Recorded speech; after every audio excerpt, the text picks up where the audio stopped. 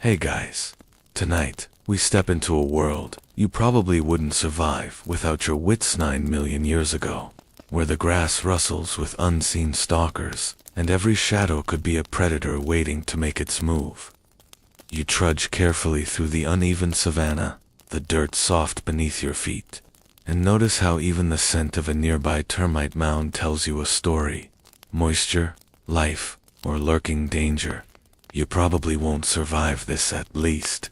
Not if you underestimate the sheer audacity of nature, but that's exactly why we're here. So, before you get comfortable, take a moment to like the video and subscribe, but only if you genuinely enjoy what I do here. Post your location and your local time. It's strangely comforting to think someone, somewhere, is staying awake with me through this ancient night. Now, dim the lights, maybe turn on a fan for that soft background hum, and let's ease into tonight's journey together. The air is thick with humidity, a heady mix of grasses and distant wetland decay.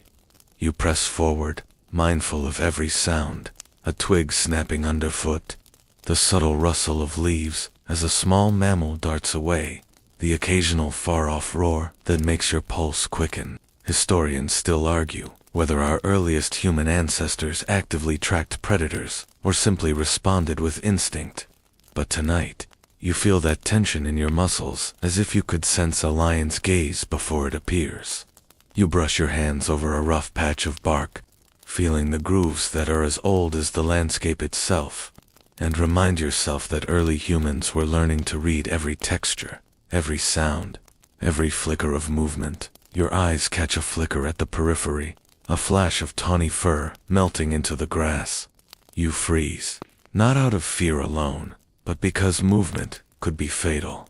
Somewhere a hornbill caws, its shrill cry slicing through the murky evening. Maybe it's warning you, or maybe it's announcing dinner to someone else.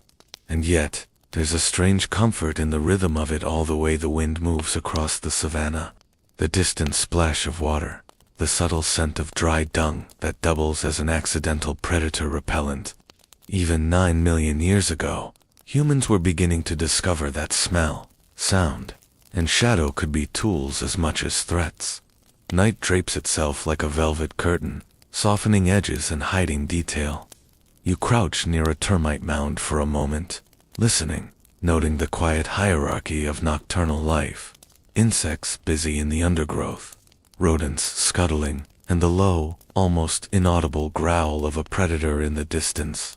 Fringe evidence suggests some early hominins may have used crushed leaves or mud on their bodies to mask their scent, practical or just experimental fashion. You dab a little dirt on your arm, imagining yourself blending into the landscape, part of it, yet always alert. Every instinct screams caution. Every sense is heightened. Your stomach rumbles, reminding you that hunger has been a constant companion for millions of years. You remember stories from the elders well, not actual elders, but that voice inside your head that whispers lessons passed down in mimicry and observation. If a predator is nearby, you learn quickly. Slow movements, soft steps, silence, and yet, curiosity tugs at you. The savanna is both a classroom and a gauntlet.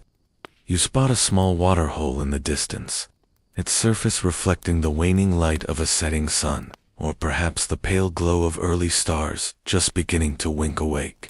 You weigh your options, thirst versus safety.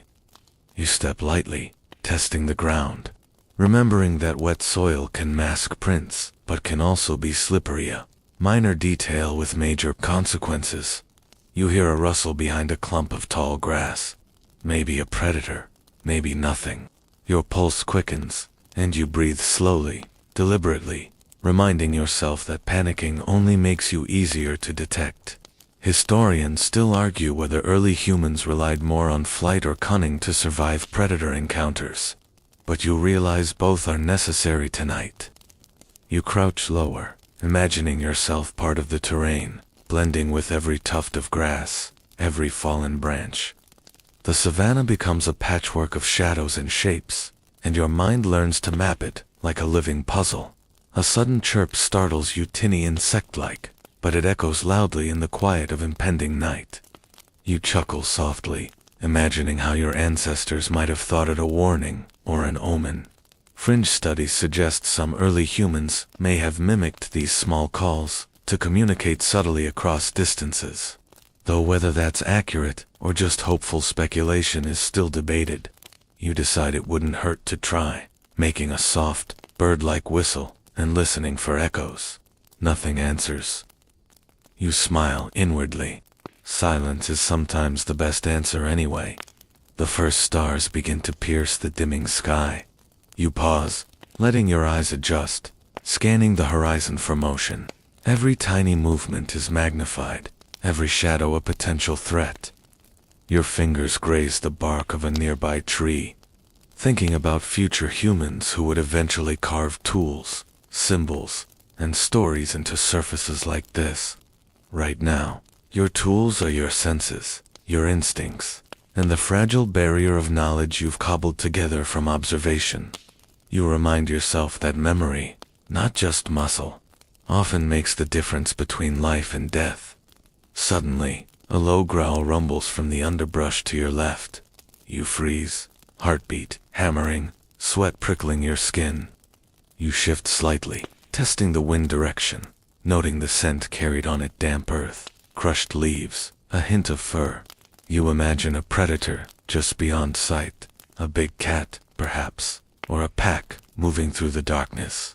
You remind yourself to stay calm, using strategies your ancestors might have employed.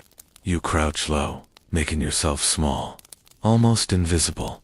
You think back to small experimental tricks, like piling leaves around sleeping spots to mask scent, or building tiny mounds of dirt to dampen. Footprints may be practical, may be playful, but effective enough for survival. Every detail matters. The angle of the wind, the shimmer of light, the barely audible rustle of a distant animal. You feel a strange thrill, the kind of tense awareness that makes every sense feel alive. Every heartbeat a drumbeat of survival. As darkness deepens, you sense the landscape shifting around you. Shadows lengthen, and the low hum of nocturnal life intensifies. Frogs calling in chorus, insects droning, the distant splash of water as some unseen creature drinks. You feel the weight of the ancient world pressing in, yet it's also oddly comforting. You are, in this moment, part of an eternal rhythm, predator and prey, night and light, fear and curiosity. You inch forward toward a faint glow of moonlight on the distant horizon, each step deliberate, each breath measured. Your thoughts drift briefly to the future, imagining how humans will eventually master fire, tools, language, but tonight, none of that exists. You rely solely on instinct, patience, and observation. Every rustle, every scent, every shadow teaches you something, a lesson in vigilance, patience, and the subtle art of blending in. You'll remember the termites, the birds, the distant roar, and realize the world is a classroom, terrifying and magnificent, all at once. Finally, you reach a small mound overlooking a shallow depression in the land. You pause, letting your eyes sweep the terrain. Perhaps you are safe here for a moment, perhaps just out of immediate reach. Historians still argue whether early hominins actively sought such vantage points or stumbled upon them.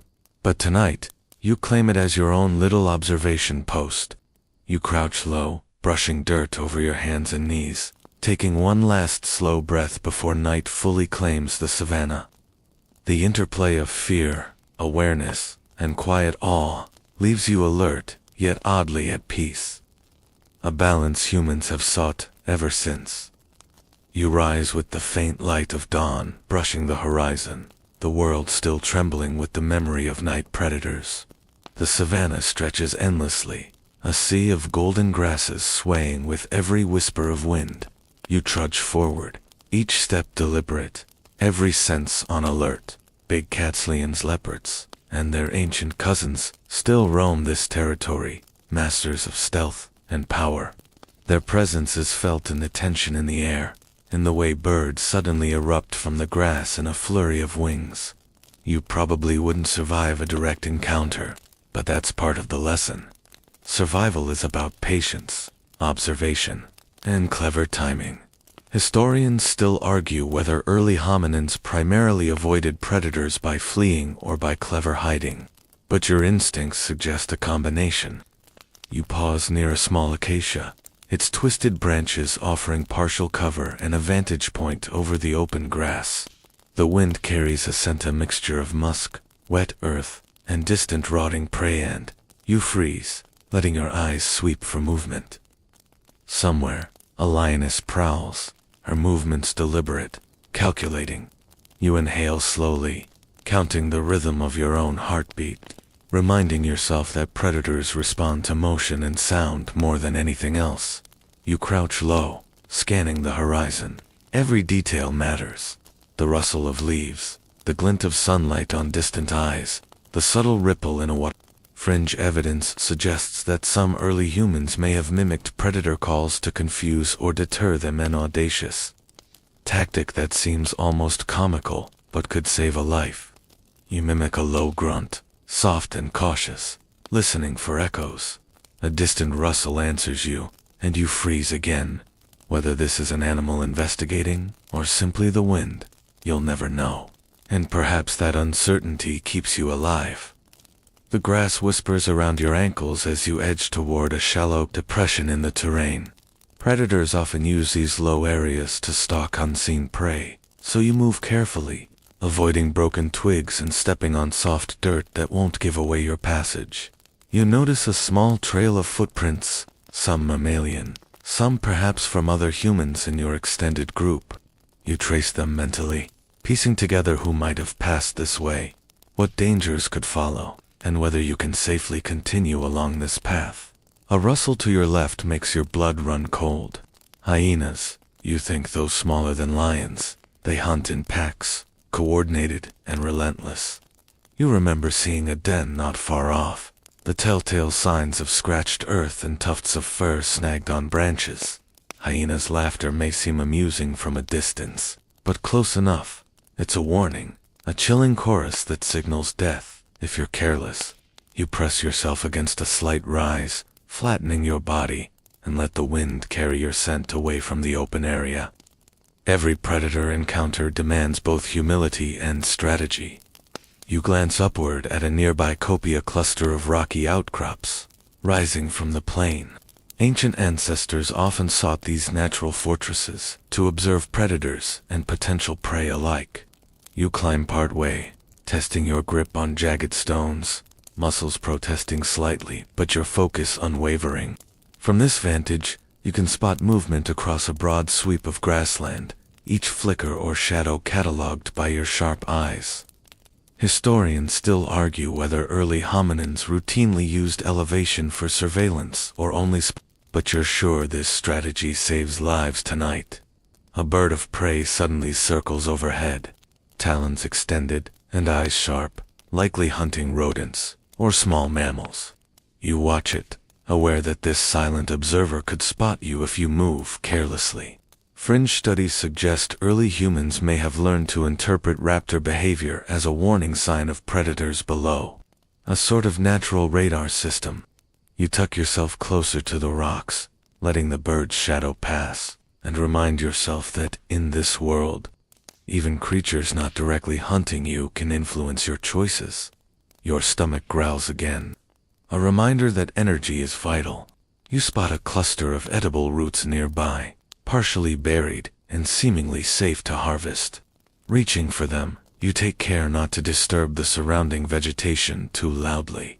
Understanding that a misplaced movement could attract attention, your hands brush dirt and leaves, and you marvel at the ingenuity your ancestors must have developed. Recognizing edible plants amidst a landscape teeming with danger, you chew slowly, savoring the subtle earthiness, and feel a small victory, nourishment without exposure. Suddenly, a low rumble reaches your ears, vibrations through the ground that set your nerves on edge. You freeze, listening intently. Could be a lion, a hyena, or something else entirely. Your body reacts, muscles tensing, heart hammering, yet your mind works quickly, calculating distance, angle, possible escape routes. Even fringe hypotheses about early humans using subtle body language to warn others without revealing themselves feel plausible now. You crouch, breathe evenly, and wait, blending seamlessly into the ochre and green palette of the savanna. By mid-morning, the sun begins to climb, warming the land, making some predators retreat into shade. You use this window to move carefully across the plain, eyes scanning for any signs of danger. Small mammals scurry, insects hum, and a distant predator roar echoes, but you remain vigilant. Survival is a game of observation, awareness, and timing, a game that will be repeated countless times over millennia. Your path takes you closer to a shallow riverbank, where the water glimmers under the morning sun. Crocodiles, you remind yourself, lie in wait beneath the surface, motionless and deadly. You step cautiously along the edges, testing firm ground and avoiding soft mud. Historians still argue whether early humans recognized crocodiles as ambush predators immediately or learned slowly through trial and error. But your careful approach seems prudent. You pause, listening to the gentle lapping of water and the rustle of reeds, trying to synchronize your heartbeat with the rhythm of the river. A sudden splash startles you, a fish leaping, or perhaps a predator testing its environment. You freeze, muscles taut, then slowly move back to the drier ground. You realize the savanna is a web of constant risks and micro-decisions. Each step, each glance, each breath carries consequences. Fringe evidence even hints that early humans may have used certain herbs to mask scents near waterholes, a primitive form of camouflage. You pick a small leafy sprig, crushing it lightly and sniffing, imagining it as a subtle shield against the predators below. By mid-morning, the light shifts, shadows shrinking, predators moving to cooler areas, and your pulse finally steadies. You find a small mound overlooking the river, a vantage point to rest briefly while remaining alert. You scan the horizon, noting every flicker of movement, every ripple of grass, and every rustle of leaves. The lesson becomes clear. Survival isn't about being fearless, it's about being smart, cautious, and aware, blending observation with subtle action. The morning drifts into full sun, the savanna alive with sound and movement, each creature executing its role in the eternal rhythm of life and death. You pause for a moment, reflecting that this dangerous dance has been ongoing for millions of years. Your ancestors moved like this daily, learning the land, learning predators, learning themselves. And today, as you crouch in partial shade, you feel that same ancient awareness, the pulse of survival, coursing through every nerve. The riverbank stretches before you, a sinuous ribbon of murky water threading through the golden grasses. You approach cautiously, aware that crocodiles, those silent, armored predators, could be lying just beneath the surface. Every step sinks slightly into damp soil, each footprint potentially announcing your presence. You probably wouldn't survive a careless approach. But that's the point. Tonight is about understanding the world as your ancestors did, reading every detail as a potential threat or opportunity. Historians still argue whether early humans approached water cautiously every time or whether some accidents taught them the hard lessons over generations. But you can feel the tension building with every careful movement. You crouch near a shallow bend, watching the water ripple in response to unseen currents. Small fish dart in quick, jerky movements, oblivious to your scrutiny. Fringe studies suggest that some hominins may have used reflections or subtle disturbances on water surfaces to detect lurking predators, primitive sonar of sorts. You hold your breath, feeling the humid air cling to your skin, and imagine the snapping jaws just beneath the calm surface, ready to strike at the slightest misstep. You keep a mental map of shadows along the bank, every protruding rock and submerged log cataloged as either potential cover or threat. A faint splash nearby makes you freeze. It's too deliberate to be a jumping fish. perhaps a crocodile testing its survival. You press yourself against a small rise of earth, flattening your body against the terrain, trying to make yourself as inconspicuous as possible. Your pulse hammers, yet your mind races, cataloging options. Step back, wait, or move slowly along the bank to a safer vantage. Early humans, you remind yourself, had no idea which predators lurked here. Their survival depended on acute observation, intuition honed over countless encounters, and a bit of luck. The humid air carries scents that are both intoxicating and alarming. Fresh water mingles with the earthy decay of mud, the subtle musk of nearby animals, and a faint hint of rotting vegetation. You inhale carefully, aware that a predator's keen sense of smell could detect you instantly. You remember the quirky fact that some early humans may have smeared crocodile dung on their bodies or surrounding sleeping areas to mask human scent. Disgusting to you now, but perhaps effective then. You dab a bit of mud on your arm as a test, imagining yourself blending into the riverbank, part of the environment, yet always vigilant. From your crouched position, you notice ripples in the distant, subtle undulations that suggest movement below the surface. Your mind calculates the angle, distance, and possible trajectory of a predator's strike. You recall that some ancient humans may have used sticks or stones to probe water edges cautiously before drinking, a simple yet ingenious survival tactic. You test a stick along the muddy bank, listening for splashes or unnatural movement. The water shifts slightly, but nothing lunges. Still, your caution is justified. The line between life and death in this environment is razor thin. You pause to survey the surrounding grasses. A rustle indicates a small mammal feeding near the edge, unaware of your presence and oblivious to the lurking crocodiles. You note how predators and prey interact in an eternal dance, shaping behavior and strategy across millennia. Historians still debate whether humans primarily observed these interactions for learning survival tactics, or simply reacted in the moment. But the lesson is clear. Awareness of all life around you improves odds of survival. The sun begins to climb, scattering light across the water's surface, creating a shimmering mosaic of golds and silvers. You squint against the glare, trying to detect movement beneath the ripples. Fringe theories suggest that early humans may have used reflective water surfaces to signal each other or study fish behavior, combining survival with subtle innovation. You take a slow breath, steadying yourself, reminding your body to remain calm. Fear sharpens senses but drains energy if unchecked. Your stomach reminds you again of the necessity of nourishment. You spot small edible roots near the bank, partially submerged but reachable without drawing undue attention. You reach carefully, selecting the firmest, least decayed ones. Mindful that any splash or sudden noise could betray your position, you chew slowly, savoring the earthy taste, while continuously scanning for movement.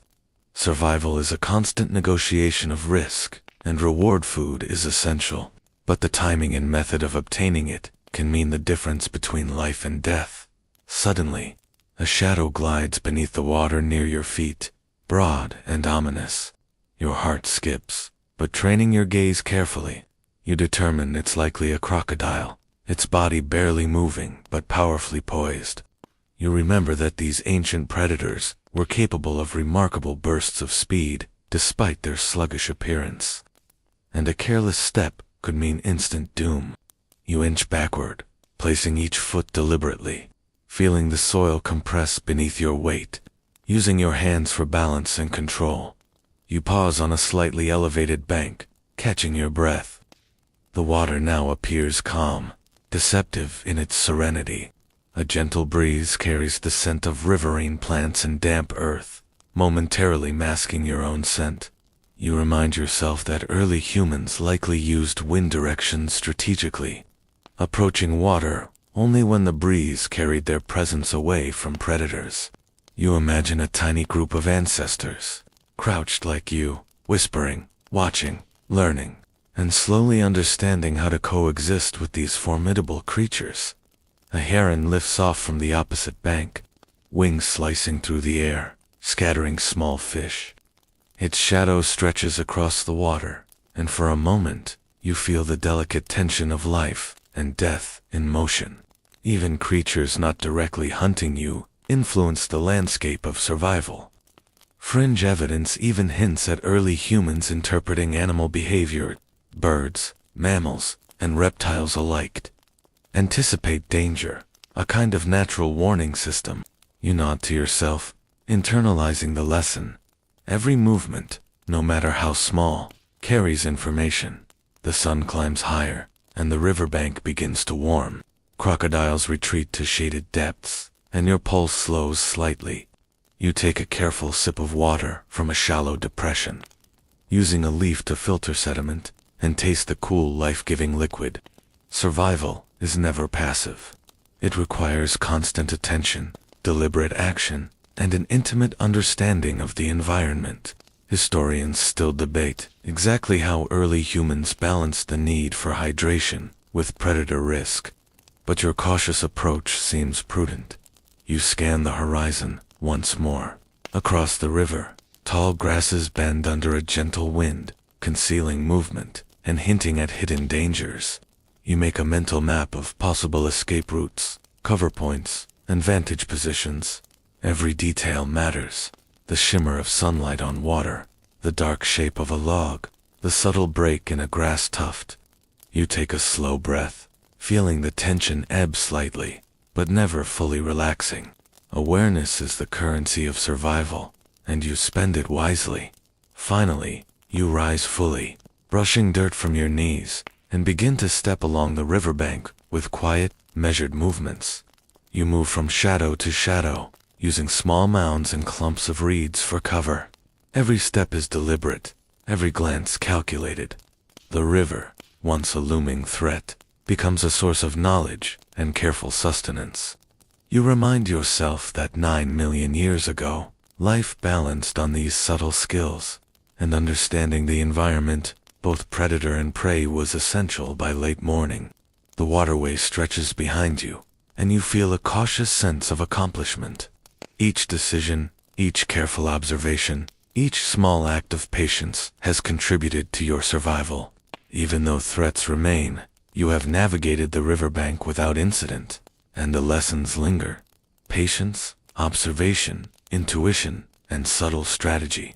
Life, 9 million years ago, is brutal, yes, but it is also rich with learning, with rhythm, with the delicate interplay of creatures large and small. The sky above opens wide, pale blue and stretching endlessly. Yet you know it is not empty. Giant raptors patrol these heights, silent hunters with talons honed for death. You squint against the morning sun, scanning for movement, and feel a shiver run down your spine. The air vibrates faintly with the beat of enormous wings, reminding you that danger doesn't only prowl on land, it can swoop, dive, and strike from above. You probably wouldn't survive a direct attack, especially without trees or cover, but understanding their patterns and patience may keep you alive. Historians still argue whether early hominins had consistent awareness of aerial predators, or if encounters were mostly accidental. But tonight, you feel the weight of the open sky pressing down, teaching caution. You crouch near a low mound of earth, blending with tufts of long grass. Each subtle movement is deliberate. Even the shimmer of skin can attract attention. Fringe evidence suggests that some early humans may have used crude camouflage, mud, ash, or plant matter to break up outlines and reduce visibility.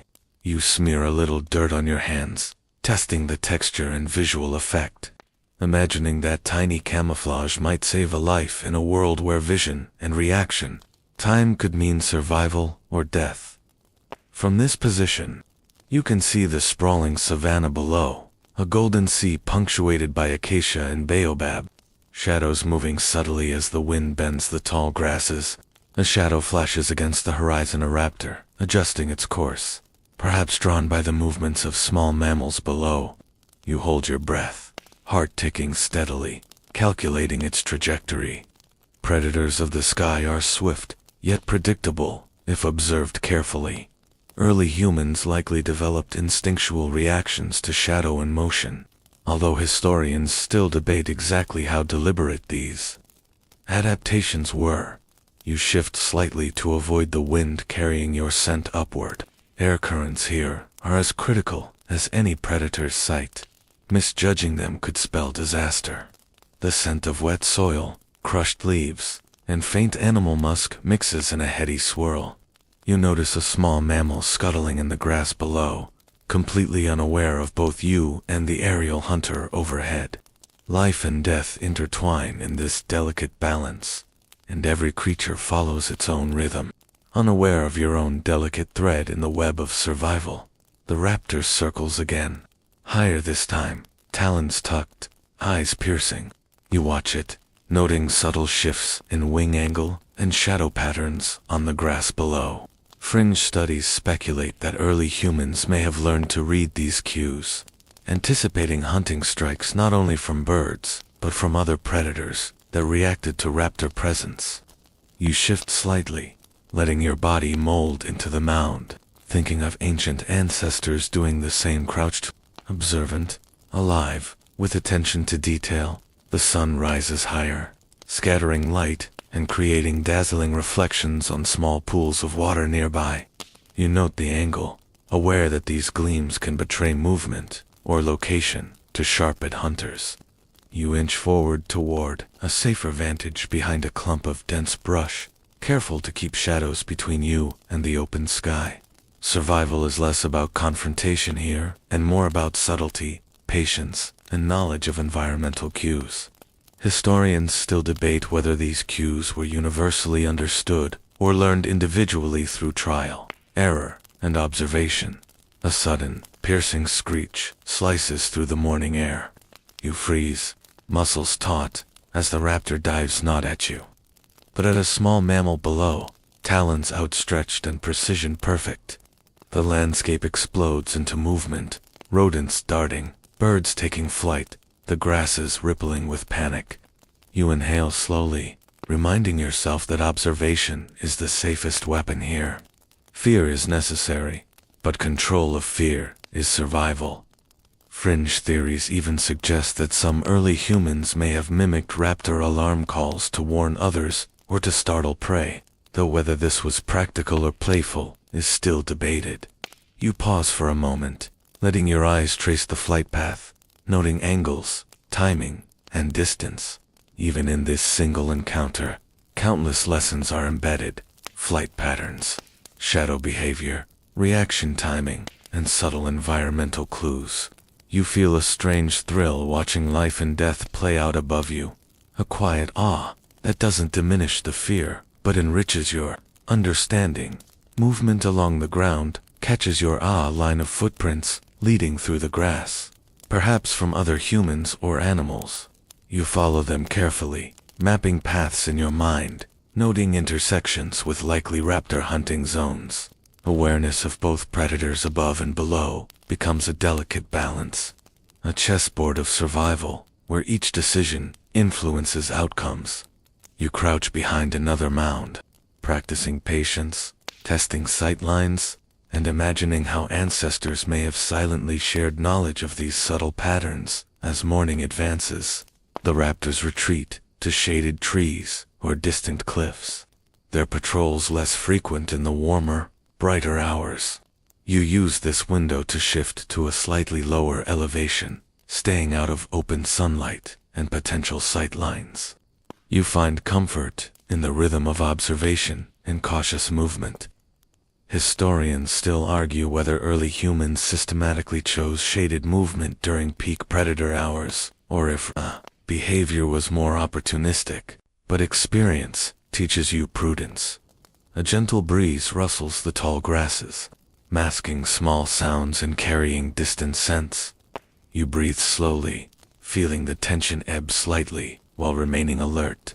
Fringe evidence even hints that early humans may have used wind direction strategically, waiting for gusts to obscure their movements from aerial predators. You mimic this subtly, stepping lightly, pausing when wind shifts, letting the environment itself guide your survival strategy. By late morning, You find a small copse of low trees, offering shade, partial cover, and a brief reprieve. The sky above is calmer, threats less immediate, but lessons remain. Observation, patience, and subtlety have allowed you to navigate a world where danger often comes from above. You pause, letting the rhythm of the savannah settle around you, absorbing the balance of predator, prey, and cautious human observer. Life, in this moment, 9 million years ago, is a delicate negotiation between fear and curiosity, vigilance and rest, instinct and calculation. The raptors have demonstrated the rules of the sky. Movement, shadow, and timing are everything. You remind yourself that awareness of aerial predators, combined with knowledge of ground threats, is a key survival skill, a thread connecting you to countless ancestors who learned these lessons over millennia. The ground beneath your feet tells its own story, soft in patches where animals tread often, hardened in places where the sun bakes clay into cracked mosaics. Each print, each indentation, is a clue. You crouch down, tracing with your fingers the fresh marks of something heavy moving through the grass not long ago. The edges are sharp, the soil still moist from a recent step. Your pulse quickens because you know this isn't prey. These are predator tracks, broad, clawed, purposeful. Reading them correctly might be the difference between being the hunter or being the hunted. Historians still argue whether early humans consciously tracked predator movements, or if they stumbled upon patterns by chance, but it seems impossible not to notice once your eyes are trained to see. The prints stretch toward a distant cluster of trees, and you follow cautiously, weighing every step. Fringe researchers once suggested that some of the earliest humans used animal dung to gauge freshness, sniffing, or crumbling it to judge how recently the beast passed. You lean close to a pile near the trail, wrinkling your nose at the pungent smell. Yep, not ancient history. That creature is probably still close. You straighten quickly, half amused at your own disgust, half grateful for the grim confirmation. Your mind drifts to the fact that survival often means thinking like your enemy. A big cat stalks silently, low to the ground, blending into shadows. To counter it, you learn to mimic patience, crouching low, pausing often, scanning every corner of your vision. You wonder how many ancestors failed before patterns were noticed, how many loud footsteps, how many careless strolls through grass ended abruptly. Historians still debate whether early humans passed this knowledge orally, through gestures, or through instinct learned in shared hunts. The sun climbs higher, light spilling across the savannah and stripping away some shadows. But danger never disappears here. You test the earth with your toes, listening to the crunch of dry grass, and wince at the noise. Silence feels safer. Every sound you make seems amplified in your head. Fringe theories even propose that early humans deliberately stepped in the prints of larger animals to mask their own trail. You experiment with it, sliding a foot neatly into the track ahead. Your stride shortens awkwardly, but it works. The ground carries less of your personal imprint. You pause at a slight rise in the land and crouch low, scanning the area. The savannah sprawls like a painting of muted golds and dusky greens. But your eyes don't look for beauty, they search for movement. A twitch in the tall grass, a shadow against the tree line, a flicker of tail. You breathe slowly, holding your body still until your pulse steadies. In this moment, stillness is armor. The tracks you follow break toward a narrow stream, its banks churned by hooves and paws alike. You crouch near the water's edge, studying overlapping impressions. The predator's prints vanish into the churn, lost among the muddle. For a moment, you feel exposed, as though stripped of your only guide. Historians still argue whether early humans consistently drank from exposed streams, or if they sought safer, hidden water sources. Either way, you understand the risk. Predators patrol these places precisely because prey is forced to gather here. You dip a hand into the stream, the coolness sharp against sun-warmed skin. You sip cautiously, listening for the faintest rustle or snap nearby. Fringe evidence suggests some groups may have tested water quality by taste or smell, avoiding stagnant pools. You mimic that, grimacing slightly at the earthy tang, but grateful for the refreshment. You stand again quickly, unwilling to linger in a vulnerable place. Moving uphill from the stream, you find a clearer vantage, noting broken branches at waist height. Too high for small animals, too forceful for grazing herds. A predator of size moved here, and not long ago. You crouch again, tracing gouges in bark where claws have raked. The marks are fresh, resin still oozing from the wounds. You exhale slowly. This is the closest you've come to the predator without seeing it, and your skin prickles at the thought that it might be near, watching you as you watch its signs. The air grows heavier in this patch of land, the silence thicker. Even the insects seem quieter, and that unsettles you more than a direct roar would. Fear is natural here, a low hum in your chest, but fear also sharpens your senses. You move deliberately, stepping on firm patches, avoiding brittle twigs. You recall how earlier you smeared dirt on your skin for camouflage, and now you wish you had coated yourself fully, blending with the earth like a shadow. Historians still argue whether early humans saw predators primarily as threats or as teachers. You lean toward the latter now. Following their trails gives you maps of the land, where they move, where they drink, where they rest. It's terrifying knowledge, yes, but also power. A predator's trail is not only a warning, but also a guide to prey movements, shelter, and water sources. You imagine a small band of humans, crouched together, reading tracks as if they were sentences in an ancient book, whispering interpretations, deciding whether to move forward or retreat. By late day, the sun hangs lower, stretching shadows long again. The trail you follow fades into thicker brush, the kind of cover predators love. You decide not to push farther. Survival is also knowing when to stop. Instead, you backtrack slowly, marking in your mind the places of danger, the stream with muddled prints, the claw-marked tree, the silent patch of ground. These are notes etched into memory, guides for the next time you wander here. As you settle into a safer rise, overlooking the grasslands, you realize how much you've learned simply by crouching, observing, and touching the ground. Every step leaves a trace, and every trace tells a story. Following predator tracks is less about confrontation and more about decoding the silent language of the earth. The footprints are chapters, the broken branches punctuation, the dung little exclamation marks you'd prefer not to smell. Survival here, 9 million years ago, is not just about muscle or speed, but about reading the world as carefully as a bedtime story. Night presses close, folding the savannah into a velvet blanket, where sounds matter more than shapes. You settle against a cluster of rocks, knees drawn up, ears straining. Without daylight, predators become whispers in the grass, shadows sliding through deeper shadows. The darkness is not empty, it teems with eyes, claws, and teeth.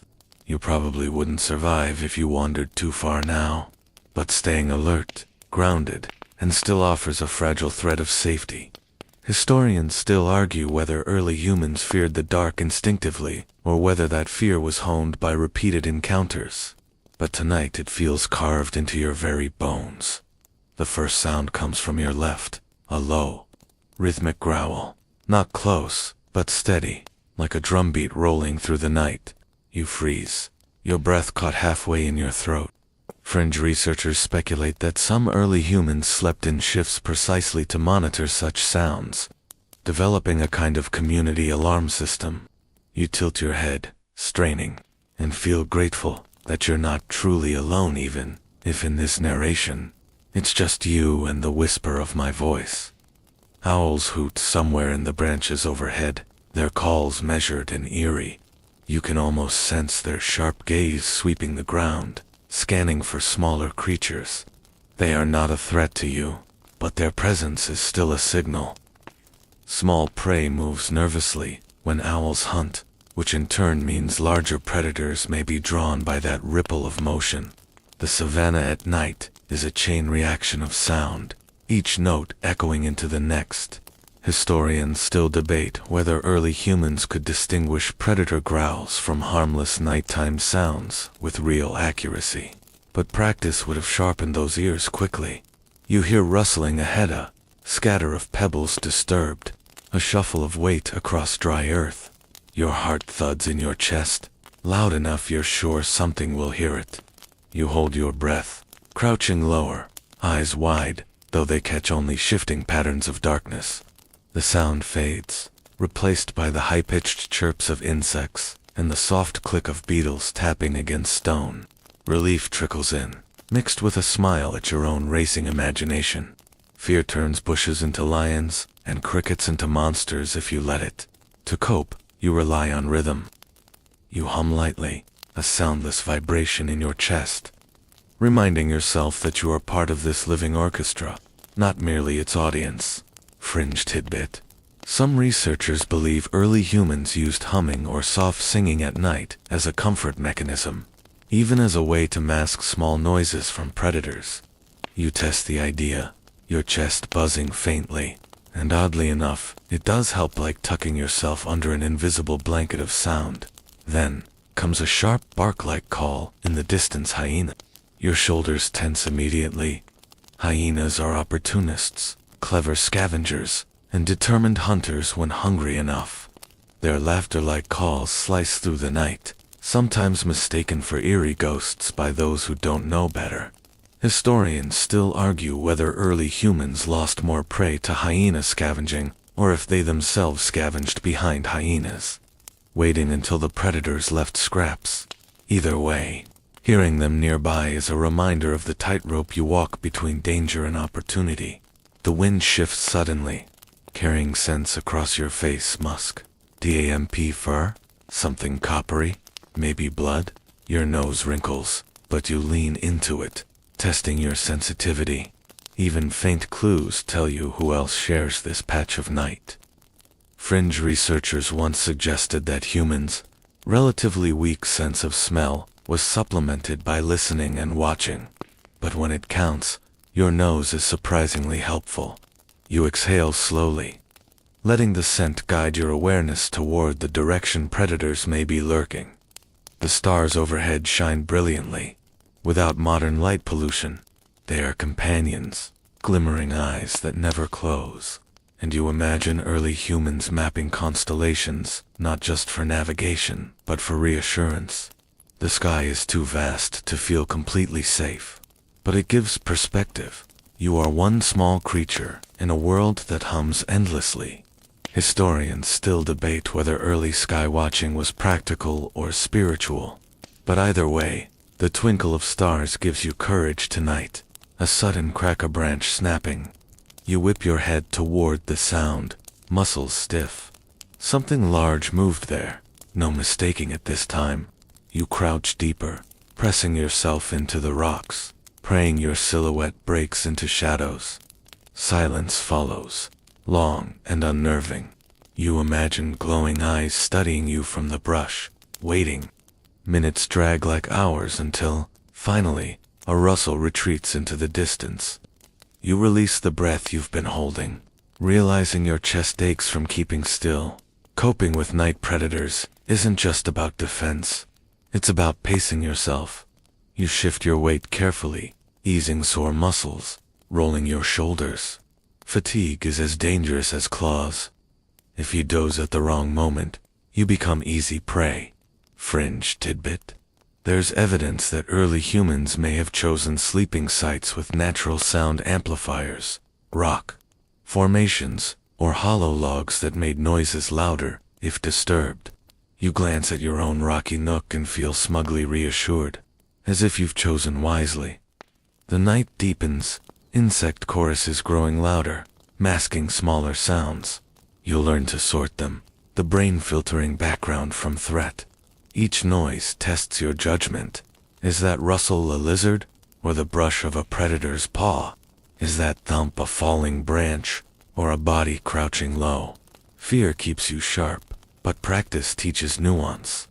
By morning, your ears will have cataloged dozens of sounds, a living dictionary of nighttime survival. Eventually, the sky begins to lighten at the edges, a faint silver glow promising reprieve. Predators retreat reluctantly, shadows slinking back into brush and dens. You sag with relief, exhaustion weighing heavy, but you've made it through. Night has its rules: silence, stillness, rhythm, and trust in your senses. You've honored them, and in return, you've earned another day. The sun returns, painting the savannah in molten gold, and with its warmth comes a new rhythm hunger, not just yours, but that of every creature roaming this ancient land. Daylight doesn't erase danger.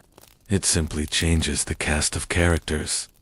You step carefully into the open, scanning not only the ground but the shifting shadows that suggest something larger might be pacing nearby.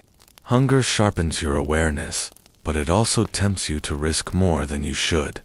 You probably won't survive charging into open plains after a meal, yet your stomach insists you try something clever. Historians still argue whether early humans were primarily scavengers or opportunistic hunters at this stage, but either way, finding food meant threading the needle between boldness and recklessness. You crouch low in the tall grass, your hands brushing the stalks, listening. A herd of small antelope grazes in the distance, their ears flicking at invisible signals. They move in unison, stopping, lifting heads, then resuming, as though every muscle is tuned to survival. Fringe researchers suggest that early humans might have mimicked these herd movements to approach prey undetected, pausing when they paused, moving when they moved. You try it now, shifting slowly when their heads lower, freezing when they rise. It feels ridiculous, but oddly effective. Blending into rhythm is more natural than you'd expect. The herd is too fast though, and you know it. A sprint would leave you panting, empty-handed, and more vulnerable to the lions that certainly watch from somewhere nearby. Your eyes scan instead for the subtle, the limping individual, the young one straying too far, the carcass already fallen. Survival rewards patience more than brute strength. Historians still debate how early humans divided roles during hunts, whether individuals specialized as trackers, chasers, or finishers. Alone, you're all three, and none of them very good. You shift your attention to the scavenger's path. Vultures circle lazily in the sky, their spirals pointing to something down below. The sight makes your heart quicken. Where vultures gather, food waits. You edge in their direction, careful not to attract too much attention. Fringe tidbit: some anthropologists believe humans followed vultures deliberately, using the birds as sky maps to free meat. You smile at the thought of outsourcing your hunting strategy to feathered guide Zuber Eats. 9 million years ago, as you approach, the smell hits first, metallic, pungent, and thick in the air. Your nose wrinkles, but your stomach growls. The carcass lies ahead, a zebra, or something like it, already mauled by larger predators. The flesh glistens where it has been torn open, and flies rise in clouds at your approach. You pause, scanning. The scene screams trap.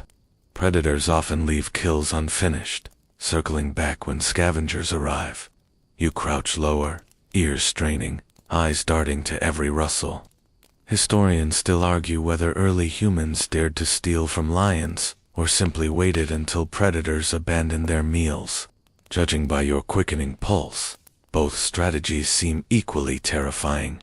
You edge closer, testing the air, footsteps cautious. A fresh paw print in the mud near the carcass sends your heart lurching. Too fresh. You back up immediately, realizing that taking food from under a lion's nose is the prehistoric equivalent of stealing fries from a biker gang. Not worth it. You retreat to a safer distance, crouching to observe, patience becoming your ally again. Instead, you experiment with another tactic, flushing smaller prey. You pick up a stone and toss it into nearby brush. A rustle, a frantic burst of movement, and a hare darts out.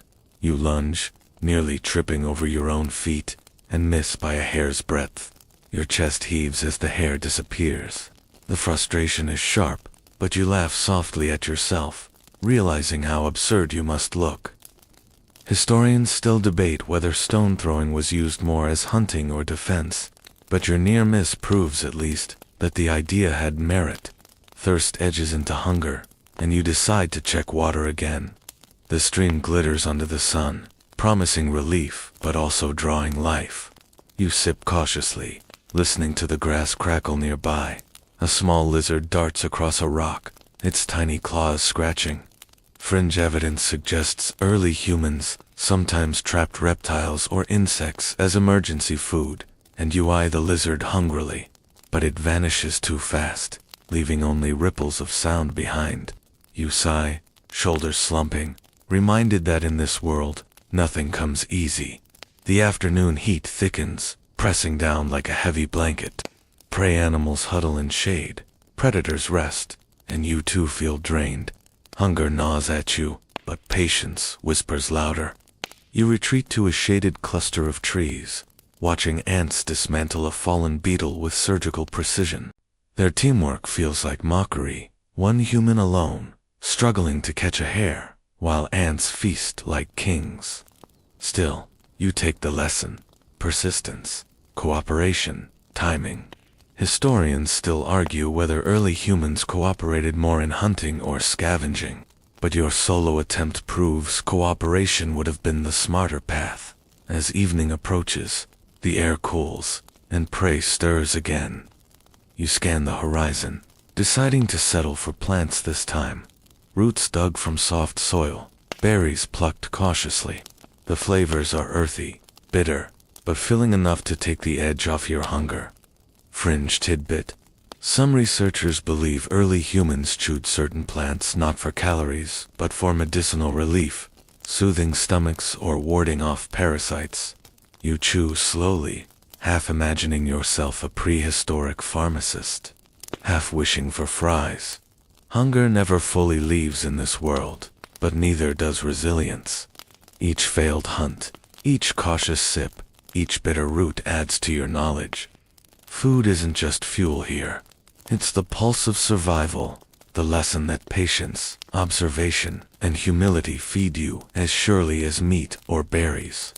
You stretch out under fading light, your stomach not satisfied but soothed, and remind yourself, in this age, coping with predators means coping with hunger, too. The sun dips lower, shadows stretching long and strange, and the temperature drops just enough to remind you that night is coming again. You feel the memory of last night's growls still tucked in your chest like echoes, but tonight, there's a twist. Tonight, you're not entirely alone. Ahead, faint movement catches your eye shapes low to the ground, cautious yet deliberate. Other humans. Relief rushes through you like a cool breeze, because even 9 million years ago, there's strength in numbers.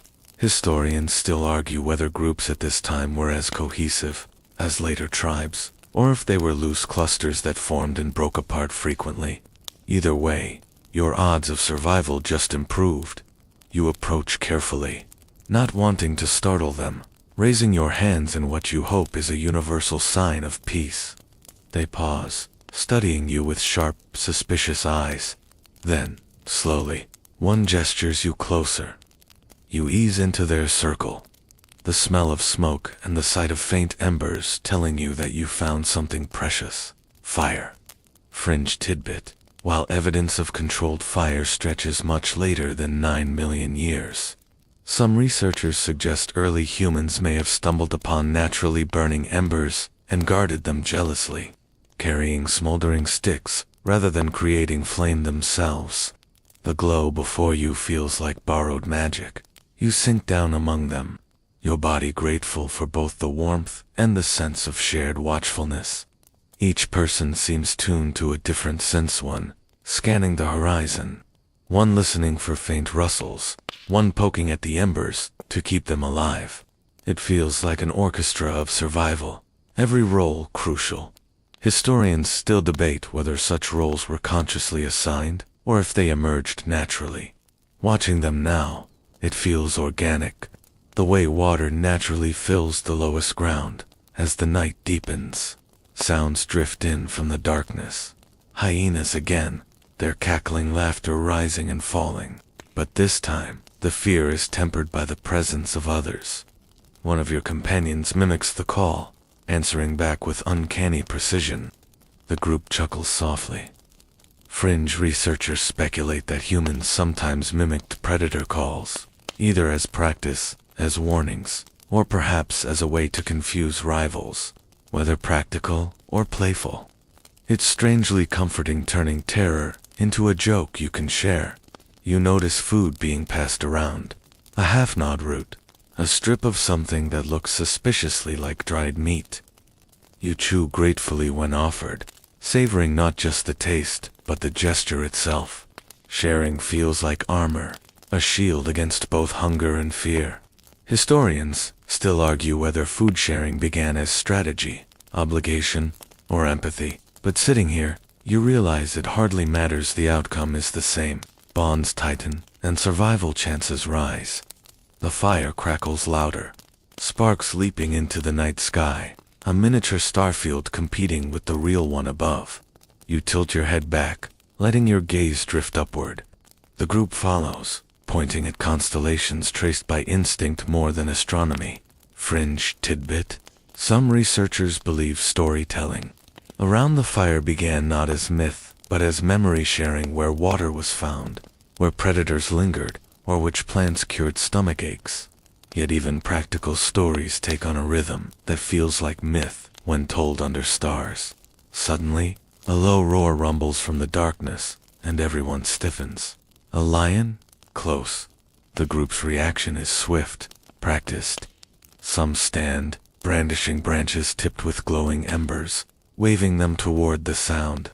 The fire's light stretches farther when pushed outward, shadows jerking wildly. The roar fades, the predator retreating into the safety of dark. You exhale, impressed by the efficiency of this defense. Historians still debate whether fire was respected by predators because of heat, light, or human movement. But tonight you're just grateful lions aren't fond of playing with flames. As tension eases, laughter bubbles again, softer this time. The near-death adrenaline transforms into shared relief, binding you to this group more tightly than any words. You realize that the true magic of fire isn't only in scaring predators or warming body heats and holding people together. In keeping the night at bay through collective courage. You watch as one child curls against a parent, soot streaking their cheek, their small hand reaching toward the glow with sleepy curiosity. Something about that gesture feels timeless, echoing across millions of years into your own memory of falling asleep near lamplight or TV glow. Hours pass, the group shifting watch duties seamlessly. You rest in short intervals, jerking awake at the crack of a branch or the flap of wings, but less afraid than before. There's a rhythm now, a shared heartbeat. Even when your eyes close, you trust the glow, the embers, and the circle of humans around you. By the time dawn seeps into the sky, your body aches from stiff sleep, but your spirit feels fortified. Alone, you learned to freeze, to hush, to mimic. With others, you've learned something different. How laughter can soften roars. How fire can bend the dark. How company itself is a weapon. Coping with predators isn't only about defense, it's about building alliances. Human against tooth and claw, turning fear into firelight. The first light of dawn stretches across the savannah, soft pink bleeding into gold, and you feel the world stir awake with you. But as your group rises, gathering themselves after the uneasy night, a new rhythm emerges. Movement. Staying in one place for too long invites predators, depletes food, and drains water sources. Survival, 9 million years ago, often means never lingering. You probably wouldn't last if you insisted on building a permanent camp. Mobility is your shield. Historians still argue whether early humans were constant wanderers, or followed cyclical routes tied to water and migration patterns. But the restless pull of the landscape seems undeniable. The group begins walking, bodies angled with intent, each person carrying a bundle or stick.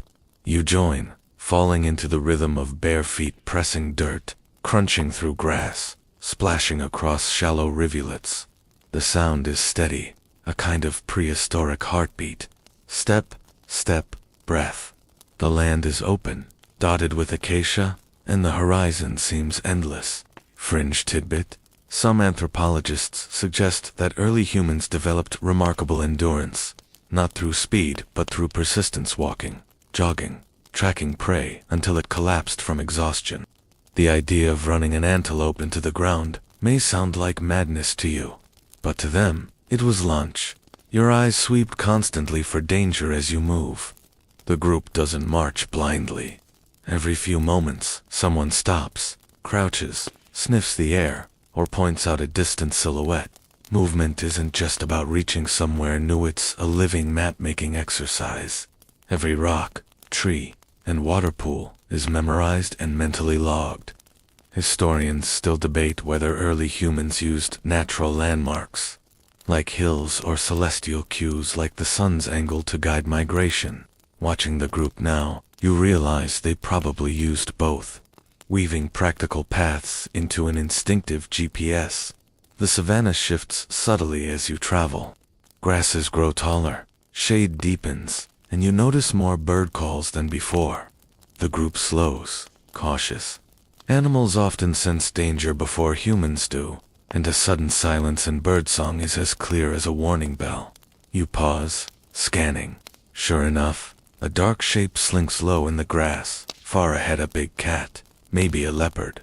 The group halts, some gripping stones, others clutching sticks. You freeze too, heart pounding. Fringe evidence suggests early humans sometimes stood their ground, forming loose lines to intimidate predators rather than scattering. You test it now, stepping closer to your companions, projecting size with posture. The cat hesitates, ears flicking, then turns away. Relief is quick, but the adrenaline lingers. Hours pass, and the sun grows harsh. Sweat slicking your skin, dust clinging to every pore. Water becomes the priority. You notice the group veering toward a dry riverbed, its cracked floor littered with paw prints and hoof marks. Someone kneels, digging with steady determination. You join in, scraping dirt with your hands until damp soil appears, followed by a muddy trickle. The group sips carefully, cupping hands, patient with each swallow. Historians still argue whether digging for hidden water was learned through generations or stumbled upon by accident, but the method clearly works. Fringe tidbit: in some regions, roots were chewed not only for food, but also for moisture, nature's emergency water bottle. With thirst eased, hunger sharpens again. The group fans out slightly, searching. One spots tubers beneath a shrub and begins clawing at the earth. Another plucks berries cautiously, tasting before sharing. You join in, biting into something bitter but edible. Food is rarely glamorous. Here it's gritty, sour, sometimes wriggling, but it keeps you alive. The group hums with quiet satisfaction, chewing together. Historians still debate whether early humans intentionally avoided certain plants by recognizing poison symptoms, or if unlucky trial and error did most of the teaching. You silently thank those unlucky ancestors as you swallow. By afternoon, the ground softens, mud squelching underfoot. You realize you've reached marshier land, a place of both promise and peril. Prey animals cluster near such areas, but so do crocodiles and snakes. One group member gestures toward a line of distant shapes while the beast, perhaps silhouetted against the horizon. The group exchanges looks, calculating. You feel the tension. Food is near, but so is risk. Historians still argue whether hunts were planned or opportunistic at this time, but the way the group's eyes flick and narrow suggests a budding strategy. Before a chase begins, though, the group rests beneath broad shade, conserving energy. Children nap against parents' sides. Adults gnaw quietly on fibrous roots. You sit with them, staring out at the shimmering horizon, feeling the weight of both danger and hope. Movement is exhausting, but it promises life. New water, new food, new shelter. Staying still means stagnation and death. As twilight approaches again, the group settles near a rise dotted with rocks, a defensible spot. Small fires are coaxed from embers, carried carefully in bark bundles, smoke curling into the cooling air. You stretch aching legs, your body grateful for the pause, even as your ears stay alert.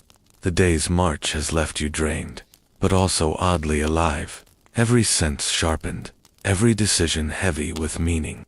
Historians still debate whether migration in this period was driven more by predator pressure or resource scarcity. But the truth is clear. To live here, you must keep moving. You curl against the rocks as darkness falls, the fire flickering once more, and let the lessons settle into you. Coping with predators isn't only about fighting or hiding, it's about flowing with the land. Never overstaying your welcome, and carrying survival with you, step by weary step. You wake in the pale gray just before sunrise, that hushed hour when even predators seem to pause.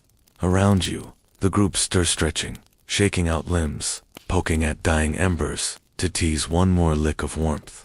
But this morning isn't about walking endlessly across the savannah.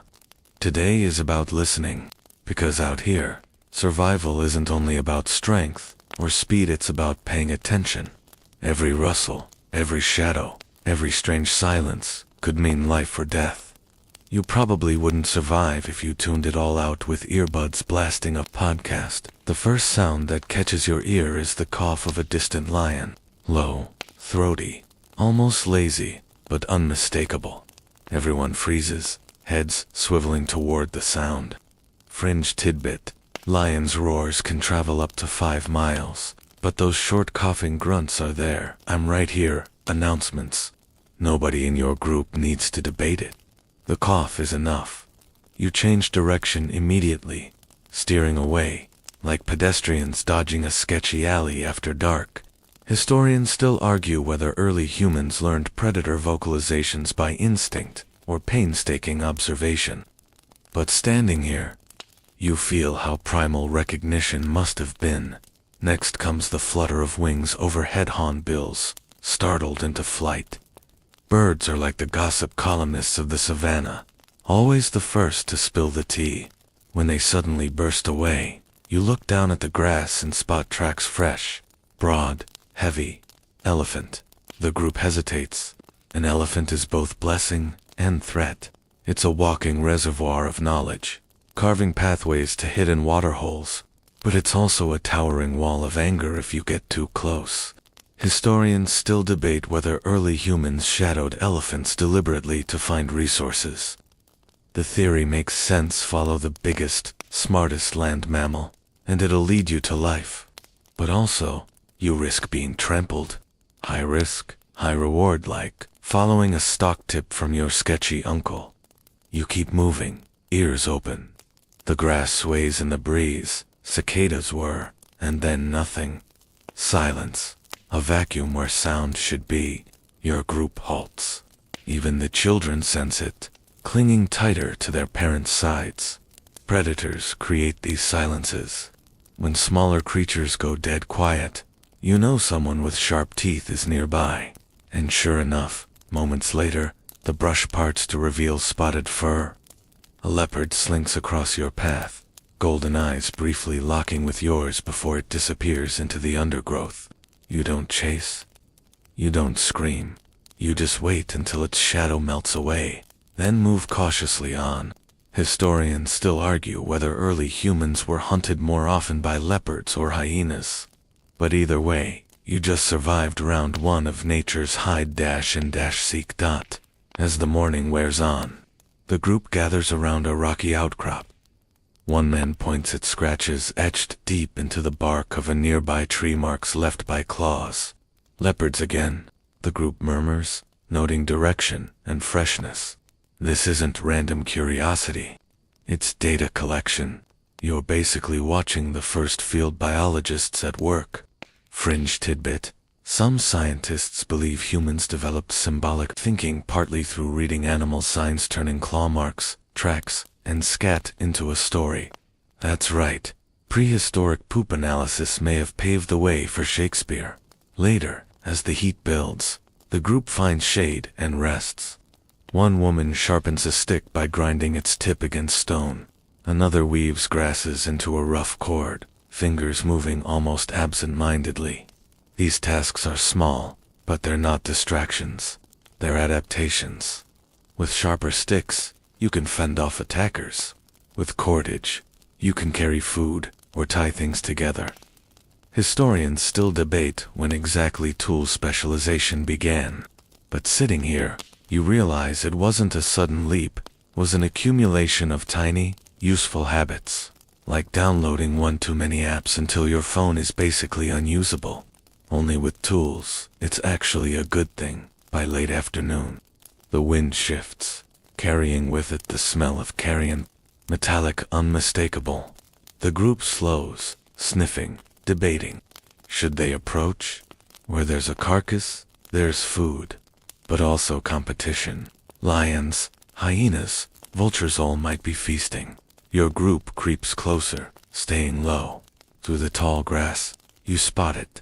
A zebra carcass, ribs glistening, hide torn.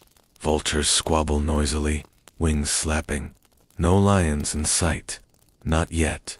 A few brave souls edge forward, grabbing scraps of meat before retreating. It's not glamorous, but it's protein.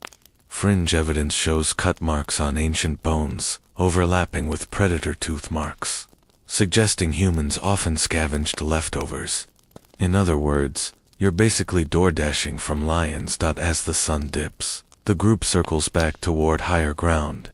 Fires spark again, small but steady. The flames crackle, smoke curling upward, masking your scent and keeping bugs at bay. You sit in the orange glow, listening. Beyond the circle of light, the world is a chorus of night voices. Frogs, owls, distant hyenas laughing. The laughter isn't funny, it's sharp, eerie, a reminder of how close danger always is. Historians still argue whether hyenas posed more threat as scavengers or active hunters of humans. Judging by the shiver crawling up your spine, either answer is bad news. Tonight, the group doesn't sleep deeply. Instead, they rotate, some dozing, some watching, ears straining for rustles beyond the firelight. You rest your head on your arms, half asleep, half alert, realizing how much of survival here is about listening to the world with absolute attention. No phones, no playlists, no noise-canceling headphones, just the raw orchestra of existence, where missing a note could cost you everything. The morning breaks with a heavy, muffled quiet, the kind of stillness that makes your skin prickle. You sit up, noticing the group already alert, scanning the horizon. Something feels different. The savannah doesn't always greet you with golden light and breezy grass. Sometimes it's cruel thick air, the temps of rot, and the faint tremble of earth beneath your palms. Predators aren't just sharp teeth and claws. Sometimes they're whole herds, massive forces of nature that could crush you without noticing. You probably wouldn't survive this next part without quick reflexes and a lot of luck. The rumble grows louder, rising like distant thunder. The group stiffens, eyes widening. A dust cloud swirls at the far edge of the plain. Hoofbeats. Wildebeest or buffalo, maybe both, stampeding across the land like a tidal wave of muscle and panic. Historians still argue whether early humans deliberately shadowed herds or avoided them entirely. But in this moment, the answer feels obvious. Run. You scramble with the group toward higher ground, legs pumping, heart slamming against your ribs. The stampede rolls closer, the ground quaking under your feet. For a dizzy instant, you imagine tripping, being lost in that chaos of horns and hooves. But you make it, scrambling onto a rise, watching in awe as thousands of animals surge past, like a living river. The dust lingers, even after the herd is gone, clogging your nose, stinging your eyes. You cough, shaking your head clear. The group exhales as one safe, but this isn't just danger. It's opportunity. Fringe tidbit: some anthropologists believe early humans sometimes scavenged from stampedes, following in the wake of chaos to collect the injured or trampled animals. And sure enough, when the dust clears, you spot a wildebeest limping, dragging a leg. The group exchanges glances. Hunger wins. They close in, not recklessly, but with deliberate steps. Someone raises a sharpened stick, another circles wide. You stay behind, watching as they surround the weakened beast. A final lunge, a cry, and the animal falls. It's messy, exhausting work, but soon the group stands over their prize, panting, triumphant.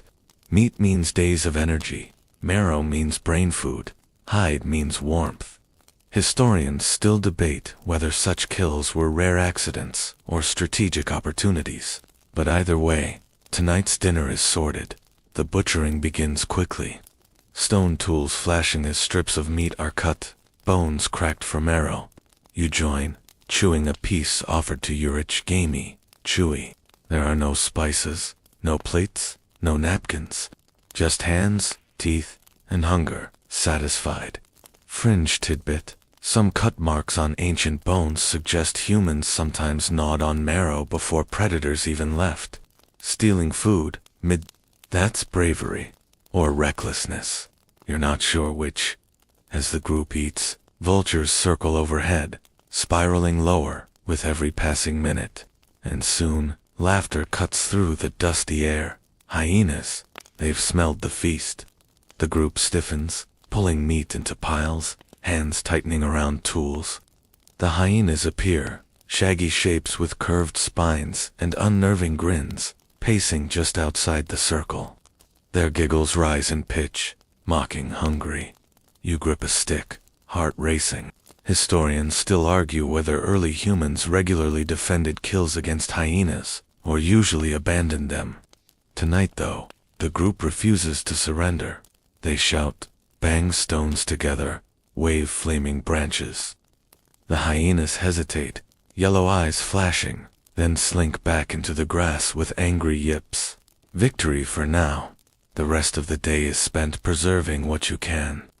Strips of meat are dried over smoky fires, fat smeared on tools and hides. Children chew smaller bones, grinning with greasy faces. Even in the tension of survival, there's joy of feast, a rare abundance.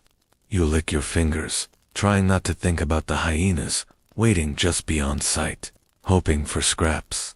As dusk falls, the group builds their fire bigger than usual, the crackling flames casting tall shadows across the rocks. They gather close, telling wordless stories, through gesture miming the herd, the hunt, the chase. Laughter bubbles up despite the fear, because survival isn't just about running from death. It's about celebrating life when you can, later. As you settle into the warm circle of bodies, the fire painting everything in red-gold light, you think back to the thunder of hooves and the grinning faces of hyenas. Out here, predators aren't always solitary hunters, they're whole forces. Wild herds, rival scavengers, opportunistic thieves. And coping means more than weapons or fire. It means knowing when to run, when to fight, and when to take joy in a hard-earned victory. The night lingers longer than usual, heavy with unease. You dream in fragments, horns flashing in dust, yellow eyes glowing in the grass. The ground still trembling from yesterday's stampede. When morning comes, you wake stiff and sore, but alive. The group wastes no time. The kill from yesterday won't last forever, and where meat lingers, predators linger too. You probably wouldn't survive if you treated this like a picnic. Here, feasting attracts competition like a neon open buffet sign. The group begins packing quickly. Dried strips of meat are bundled in hide, marrow bones tucked under arms. The air is sharp with smoke, a natural deterrent, but also a scent trail. You leave behind the fire pit, still smoldering. Historians still argue whether early humans used fire to deliberately mask their scent, but watching this, you suspect they knew exactly what they were doing. Fringe tidbit: ash smeared on skin may have doubled as camouflage and insect repellent. Imagine prehistoric sunscreen, made of yesterday's campfire. The walk is tense. Every crack of twigs makes you swivel your head. A vulture swoops low, eyeing your bundle of meat. Even the birds want what you carry. The savannah teaches you quickly. Abundance is as dangerous as scarcity. Predators follow success. And sure enough, by midday, you notice them shadows flitting along the edge of tall grass. Hyenas again, trailing you, patient as debt collectors. Their laughter echoes faintly, just out of sight. The group keeps moving, pretending not to notice. But you feel the pressure of being watched. When the sun climbs high, you reach a patch of woodland, a mix of thorny acacia and thicker brush. The group decides to pause here, using natural cover. Some climb low branches, scouting.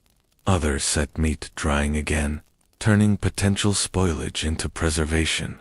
Still, the hyenas edge closer. You hear their footsteps, sniffing, circling. It's a test who breaks first. One man snaps a branch, sharpens it fast, and begins pacing at the edge of camp, showing off size and confidence. It's a bluff, but a good one. Historians still argue whether intimidation displays were instinctual or cultural, passed down like early performance art. Watching now, you see it's theater with teeth. The hyenas hesitate, pacing, chattering among themselves. Then, with a sudden lunge, one darts closer. The group erupts, shouts, rocks flying, sticks thrust forward. The hyena yelps, startled, then retreats. The others follow, laughter trailing off into distance. For now, the meat is safe. The afternoon heat presses heavy, slowing everything down. Children nap in the shade. Adults doze with one eye open. The smell of drying meat thickens, mingling with sweat and dust. You swat flies, listening to the lazy hum of insects. But even in this lull, work continues. A woman kneels with a flake of stone, scraping hide into strips. Another rubs bones against rock, sharpening edges into crude blades. Historians still debate whether specialized tools emerged this early, but here you see the beginnings of purpose. Each tool is a solution to a problem. Sharper, stronger, faster. Later, when the shadows stretch long, the group moves again. Meat attracts not just hyenas but lions, leopards, jackals. Best to travel, even tired. You trek through grass that scratches your shins, past termite mounds glowing orange in the setting sun. The weight of food drags at your arms, but nobody complains. Full stomachs mean energy, and energy means survival. As darkness falls, the group finds a rocky alcove, walls high enough to trap heat, narrow enough to defend. Fires spark once more, smoke curling into the star-dappled sky. You sit, chewing another strip of meat, while sparks pop and hiss. Around you, voices murmur, some soft laughter, breaking tension. Even after the day's chase, fear, and exhaustion, there's relief here, togetherness. And yet, beyond the fire's edge, you sense them, the watchers. Hyenas, lions, maybe both. Waiting, listening, testing your courage. Historians still argue whether early humans were more prey than predator at this stage. Watching the firelight flicker on tired faces, you feel the answer. Both. Hunters by day, the hunted by night. You curl close to the others, smoke clinging to your skin. Fire crackling like a heartbeat. Coping with predators isn't just about what you eat or what you kill. It's about what you keep, guarding your hard-won bounty against every set of teeth in the night. The stars are still burning overhead when the first crack of sound wakes you. Not laughter this time, not hyenas. Something deeper, sharper snapping twigs, heavy paws on stone. The group stiffens instantly, eyes wide. Firelight flickering across tense faces. You clutch your stick, though you know it's hardly enough against what prowls out there. You probably wouldn't survive this encounter if you froze or panicked. Out here, hesitation is dinner yours, not theirs. The sound grows nearer. Then you see it. A lion, male, mane, glowing ember red in the firelight. Behind him, faint silhouettes lionesses, lower to the ground, eyes glowing like scattered embers. The pride has come. Historians still argue whether lions were the most dangerous predators of early humans, or if leopards claimed more victims. But facing this moment, it feels obvious. A lion pride doesn't hunt you because you're weak. They hunt you because you're there. The group reacts quickly. Fire becomes your shield. Sticks are thrust into flames, lifted high, torches blazing. You shout, wave, form a jagged wall of light and noise. The lions hesitate, their muscles rippling in shadow. For a breathless moment, it feels like they'll charge anyway. But then the mane shakes, the pride snarls, and they pull back, pacing the edges, waiting. The fire has bought you time. Fringe tidbit? Some anthropologists believe fire wasn't just a tool, but a social glue, shaping cooperation and language as much as it kept predators away. Tonight, you see how it forces unity, everybody relying on the same fragile barrier of flame. The night crawls on, slow and sleepless. The lions don't leave. You hear them circling, rumbling low, tails lashing. Every crackle of the fire is a reminder, keep it burning or be swallowed. The group takes turns feeding it, carrying embers and bark bundles, eyes darting constantly to the dark. You shift logs, your face hot, back cold, every nerve stretched thin. Historians still debate whether the constant vigilance of nights like these shaped our brain. Humans to imagine threats in the dark, even when none are visible. Maybe that's why you still sleep lighter when camping today. Ears tuned to every rustle. At last, dawn bleeds into the horizon. The lions melt into the retreating shadows, their silhouettes fading with the night. Relief comes like a tidy slump, exhausted, throat raw from shouting. But there's no time to elapse. The group knows the pride may return. You gather belongings quickly, leaving behind only ash and half-burned logs. The day's walk is heavy, feet dragging, but urgency keeps you moving. Hunger gnaws again, even with dried meat still left. The group forages, roots dug with sticks, bitter berries tested on tongues, insects plucked and chewed. You wrinkle your nose but crunch anyway. Fringe tidbit. Termites are still eaten in many parts of Africa today, rich in protein and fat. Out here, there are less EW and more my afternoon. You reach a river bend. Water gleams, inviting, but everyone hesitates. Rivers mean crocodiles. You squat near the edge, scanning, tossing a stick into the current. Nothing. Slowly, cautiously, you kneel, cup water, sip. Cool, refreshing, alive. The group follows, careful not to linger. Historians still argue whether early humans preferred riverside camps, despite the dangers, or avoided them in favor of drier, safer ground. Watching now, you sense the compromise. Take what you need, then move on. The group settles that night on a slope dotted with trees. Fires are lit again, but bigger this time, flames licking higher into the starry sky. Everyone eats in silence, ears tuned for roars. The memory of glowing eyes lingers, heavy as the dark. You lie down, fire crackling at your feet, listening to the night sing dot, and as you drift toward uneasy rest, you realize something simple but profound. Coping with predators isn't always about winning.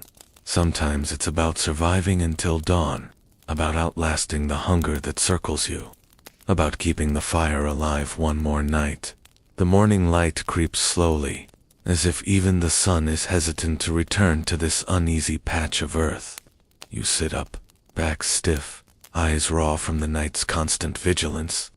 The fire has dwindled to gray coals, but it's still smoldering, a reminder that survival is sometimes measured in embers, not flames. You probably wouldn't survive this kind of exhaustion if you tried to go it alone. Out here, every shoulder matters, every extra set of eyes.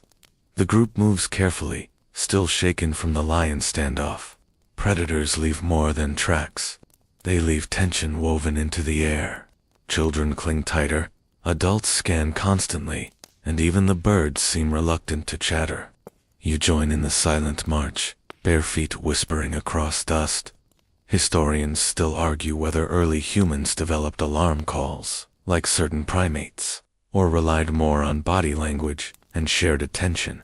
Watching now, you see communication in every glance, gesture, and quick inhale. By midday, the land shifts. The savanna gives way to pockets of woodland, thornier and more tangled. It's quieter here, cooler under the canopy, but the silence doesn't soothe. The brush hides too much. You keep swiveling your head, expecting shadows to leap out. And then there it is, a flash of stripes, a body low to the ground, moving with liquid grace. A tiger. No, wrong continent. A leopard again, stalking. Your breath freezes. The group reacts almost instantly. They bunch together, children in the center, adults brandishing sticks. Nobody runs. Running makes you pray. Instead, you stand tall, shout, wave arms. The leopard pauses, ears twitching, calculating. Then, as if deciding you're not worth the trouble, it slinks back into the foliage. Relief comes like a sudden exhale. Fringe tidbit. Leopards are notorious for dragging prey up into trees to avoid competition. Some archaeologists even argue they might have dragged us up there, too, leaving behind bones with claw marks. Imagine being an accidental tree ornament. After the scare, the group slows, eyes sharper than ever. They find a stream trickling through rocks, drink cautiously, and notice hoofprints pressed into the mud. Antelope. The group perks up. Where there's prey, there's potential. But also danger. Predators shadow herds as faithfully as humans do. Historians still argue whether early humans scavenged more than they hunted at this stage, but the glint in these hungry eyes suggests they're willing to try either. As the afternoon stretches, the group fans into smaller lines, scanning for tubers and insects while keeping the bigger prize in mind. You kneel beside a shrub, digging with a stick until you unearth a gnarly root. Bitter, earthy, but edible. Chewing it makes your jaw ache, but it quiets the hunger. Toward evening, the group edges closer to open ground. The antelope herd is there, grazing, tails flicking, ears twitching. The adults huddle, murmuring, "This isn't reckless. It's practice." A few creep forward, sticks poised, muscles tight, then rush. The herd scatters, dust exploding, hooves pounding. No kill this time, but the chase itself is a lesson. Persistence, patience, coordination. Historians still debate whether persistence hunting was possible this early, but the attempt shows intent, not accident. As the sun drops, you regroup beneath rocky cliffs. Fires spark again, but this time, not just for warmth or safety. Strips of meat from earlier kills are smoked here, deliberately. The air thick with acrid scent. Preservation, a forward-looking act. Fringe tidbit. Evidence suggests smoke drying may be one of humanity's oldest hacks, long before pottery or salt.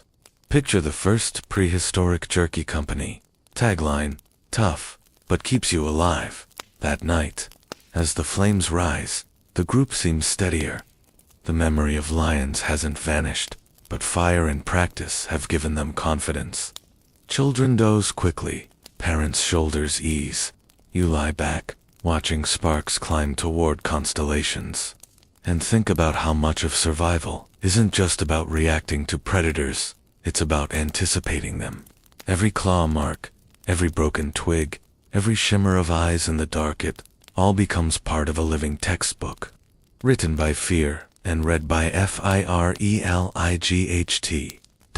And as your own eyes drift shut, you realize Coping isn't just about making it through tonight. It's about learning enough to survive tomorrow. Dawn again, pale and cautious, spreads across the horizon. You stir awake with the rest of the group, joints stiff but heart steadier than yesterday. The fire has burned down to soft ash, but inside those ashes glow tiny embers, still alive, still holding on. You feel it's the same with the group, battered by predators and hunger, but not broken. Survival is no longer just luck. It's becoming skill. This morning something shifts in the rhythm. The group doesn't wander aimlessly. Instead, they move with purpose, following faint tracks pressed into soil, long parallel lines. The sign of dragging wood, or maybe stones. Someone else has been here. Another band of humans. Your pulse quickens at the thought. For much of prehistory, encounters between groups could mean either alliance or deadly rivalry. You wonder which story you've walked into? By midday, the signs become undeniable. Charred patches of earth, bones cracked for marrow, bits of worked stone, sharper than natural rock. This was no accident. Another group camped here not long ago. The air is heavy with possibility. Some in your group tighten their grips on sticks, wary. Others murmur hopefully, eyes searching the distance. To meet others could mean exchanging mates, tools, or food. It could also mean fighting for the same scraps. Fringe tidbit. Archaeologists studying ancient sites sometimes find layers of ashes stacked like chapters of a book, each belonging to a different band that reused the same shelter across decades or centuries. It seems humans have always followed the faint trails of one another, searching for safety in familiar places. As the day wanes, you crest a ridge and spot them, thin but upright, shadows against the dying sun. Another band, clustered near their own fire. You freeze. The world narrows to silence except for your heartbeat. Both groups stare, measuring each other with animal intensity. The space between you could ignite with violence or soften into trust. Your band's leader steps forward slowly, arms open, palms up, no weapon raised. Across the gap, one of theirs mirrors the gesture. A tense minute stretches into an eternity. Then movement breaks the spell. A child from their side toddles forward, laughing at nothing in particular. The tension cracks. Your people laugh. Too honest, unguarded sound. It seems laughter, even at this dawn of humanity. Is the bridge stronger than fear? The two bands approach cautiously, then mingle around a neutral fire pit. Exchanges happen without words. A sharp flake of stone passed one way, a strip of dried meat the other. Hands gesture, faces soften. Historians still argue when true language emerged, but gestures, grunts, and shared laughter were enough for survival, long before grammar was born. As night deepens, both groups remain together. Fires burn brighter than ever to blazes now. Twin beacons, stories, or something like them, ripple through the air. Pantomimes of hunts, dramatic retellings of near escapes, imitations of prowling lions. Children giggle, adults grin, and for a moment, fear feels distant. Fringe tidbit. Evidence from early human gatherings suggests that storytelling itself may have been as important for survival as tools. Sharing experiences helped encode memory across the group, teaching lessons about dangers, prey, and landscapes. A tale told at firelight wasn't entertainment, it was survival strategy, disguised in drama. That night, you lie back against the ground, listening not just to the crackle of flames, but to the strange, comforting hum of more voices than before. Alone, you might have felt like prey. Together, you feel like something else, something more dangerous, more enduring. The stars above are countless, glittering like sparks flung upward from your doubled fire. You wonder how many bands of humans are out there, scattered across plains and forests, following tracks and smoke. The thought is dizzying. You're no longer just surviving a night. You're part of something larger, something that feels like the earliest whisper of society, and as sleep pulls you under, You know, tomorrow won't just be about finding food or dodging predators. It will be about learning to live with others, sometimes friends, sometimes rivals, but always mirrors of yourself. The rains come first as whispers, a faint coolness in the air, a heaviness in the clouds. You glance upward and know the season is turning. One evening, the sky cracks open with lightning, and the ground drinks greedily. By morning, streams swell into rivers, grass shoots through dusty soil, and the world changes in the blink of an eye. With water comes abundance, but also new dangers. Where the river spreads, hippos gather, thick-skinned and short-tempered, their bellows echoing like drums across the valley. You learn quickly to keep your distance. Crocodiles, too, are fattened by the floods, lurking at the swollen banks, their patience endless. Lions prowl the greener plains, their prey easier to ambush now that animals cluster near water. The savanna is reborn, but so are its predators. Mainstream fact: paleoclimate studies show that Africa's ancient environment cycled dramatically between wet and dry seasons, forcing early hominins to adapt quickly. These shifts weren't gentle transitions, they were abrupt, reshaping whole ecosystems in just a few years. Your group adjusts the same way. During wet months, you move higher onto ridges, away from floodplains where danger is concentrated. The air smells different: wet earth, rotting vegetation, the musk of herds that migrate through. Food is plentiful, fruits ripen, roots swell, animals graze carelessly. For a moment, survival feels easier. The younger ones laugh more, darting between trees, testing the patience of their elders. But you know better. Abundance is always temporary. Fringe tidbit: some researchers suggest that ancient humans may have timed rituals like body painting or rhythmic dances to coincide with seasonal rains, almost as if trying to call the storms back each year. A mix of survival strategy and superstition. And then the dry season clamps down. Grass shrivels, streams shrink to mud, and dust hangs in the air. Prey animals vanish into distant ranges. The predators remain leaner and meaner, their hunger sharper than before. Hyenas sniff at your trail more boldly now. Lions grow daring, approaching the edges of your night fires. Even birds of prey circle closer overhead. Drawn to weakness, historians still argue whether seasonal extremes pushed humans toward greater cooperation or deeper conflict. Did scarcity force groups to merge, pooling knowledge and guarding each other? Or did it drive them apart? Sparks of violence over dwindling pools and fruiting trees. Your group feels the squeeze. Bellies ache again. Bones press sharp against skin. Some suggest splitting up, covering more ground. Others insist on staying tight, for safety in numbers. The debate simmers like heat off dry stone. In the end, you compromise, sending out pairs as scouts, while the rest hold camp near a rocky overhang. Nights stretch dry and merciless. The fire eats through wood quickly, and gathering more means venturing farther. At times, the flames gutter low, and the dark presses close.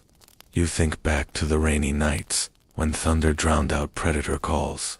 Now every rustle in the grass feels amplified, and sleep is thinner than smoke.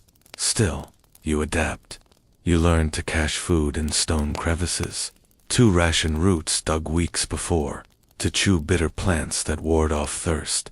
You smear ash along your skin to mask your scent. You keep your ears tuned not just to growls, but to silence the sudden hush that means a predator is near. One morning, when the sun hangs heavy and cruel, the scouts return with news. A pool remains, shaded by trees, where antelope still drink. The group moves swiftly, wary of competition. When you arrive, the water gleams like treasure, but you are not alone. Hyenas sprawl nearby, eyes bright with challenge. There's a standoff. Both species circle the pool, neither willing to yield. The heat pounds, the thirst gnaws, but you cannot give ground. At last, with sticks raised and voices booming, Your group surges forward. The hyenas scatter, snarling but unwilling to face the combined front. You drink, you rest, and for one day, victory tastes like cool water. That night, under the brittle stars, you realize that seasons are not just background, they are the stage itself. Predators rise and fall with the rains, and you rise and fall with them. The challenge isn't just to survive a beast, it's to survive the endless turning of sky and soil. The night feels heavier than usual. You sit near the fire, staring at the embers, as if they could answer the questions burning in your chest. Today, you lost someone, not to hunger, not to sickness, but to the teeth of a predator. It happened quickly, too quickly to save them. One moment they were walking, the next, silence, and then the roar. The group moves slower now, burdened not just by exhaustion, but by grief. For early humans, death was more than just absence. It was a reminder, sharp as obsidian, that every step could be the last. You see it in the children's eyes wide, searching, afraid.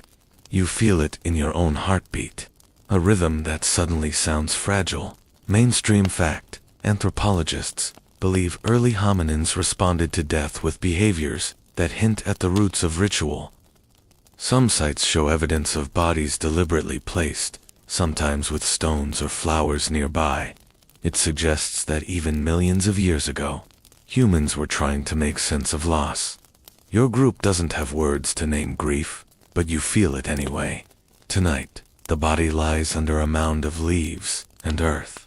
A few members linger nearby, touching the ground with flat palms, as if leaving part of themselves behind.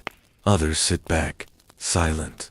You can't explain why, but the act feels necessary, like drawing a line between chaos and meaning. Fringe tidbit. Some researchers speculate that rubbing red ochre on bodies, a practice found later, in prehistory, may have started as a way to mimic the flush of life, to symbolically keep the dead warm. It's a tender thought that even in fear, humans tried to comfort their fallen. The rest of the night is uneasy. Predators linger just beyond sight, their calls drifting through the trees. It's as if they know you're vulnerable.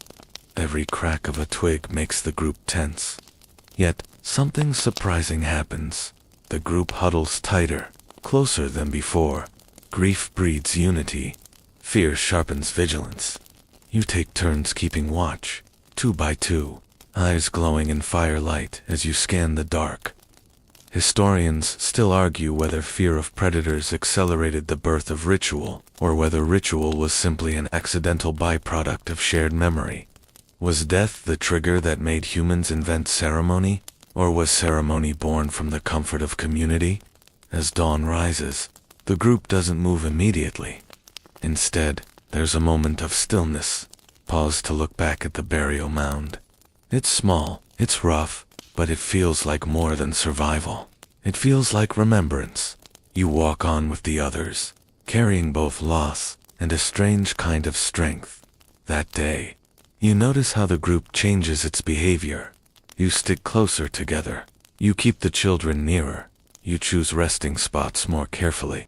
The memory of the attack is alive, shaping decisions.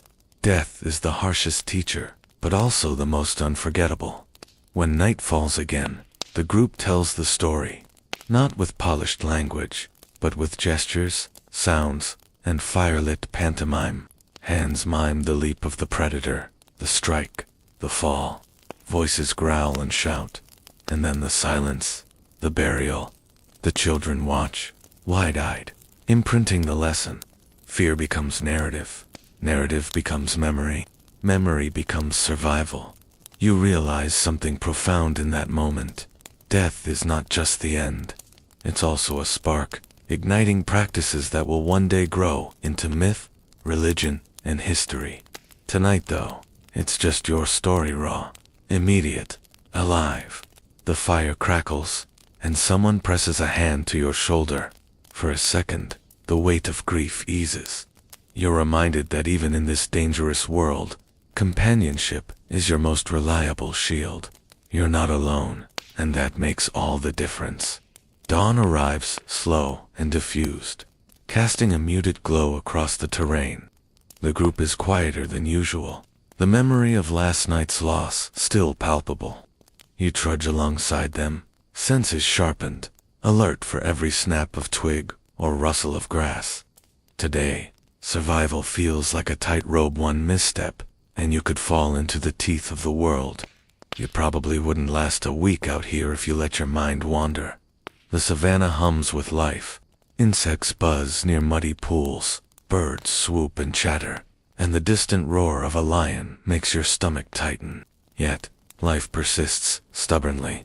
This is the lesson you carry with you. The world will keep moving, indifferent to your fears, and you must keep moving too. Historians still debate whether early humans viewed these creatures as threats, tools, or something in between. But out here, the line blurs. By midday, the group reaches a grove dotted with wild figs and tuberous roots. Fruit hangs heavy and fragrant, tempting to grab carelessly, but caution is constant. Predators lurk where food is plentiful. You bend low, plucking a fig, biting cautiously, tasting sweetness mixed with grit.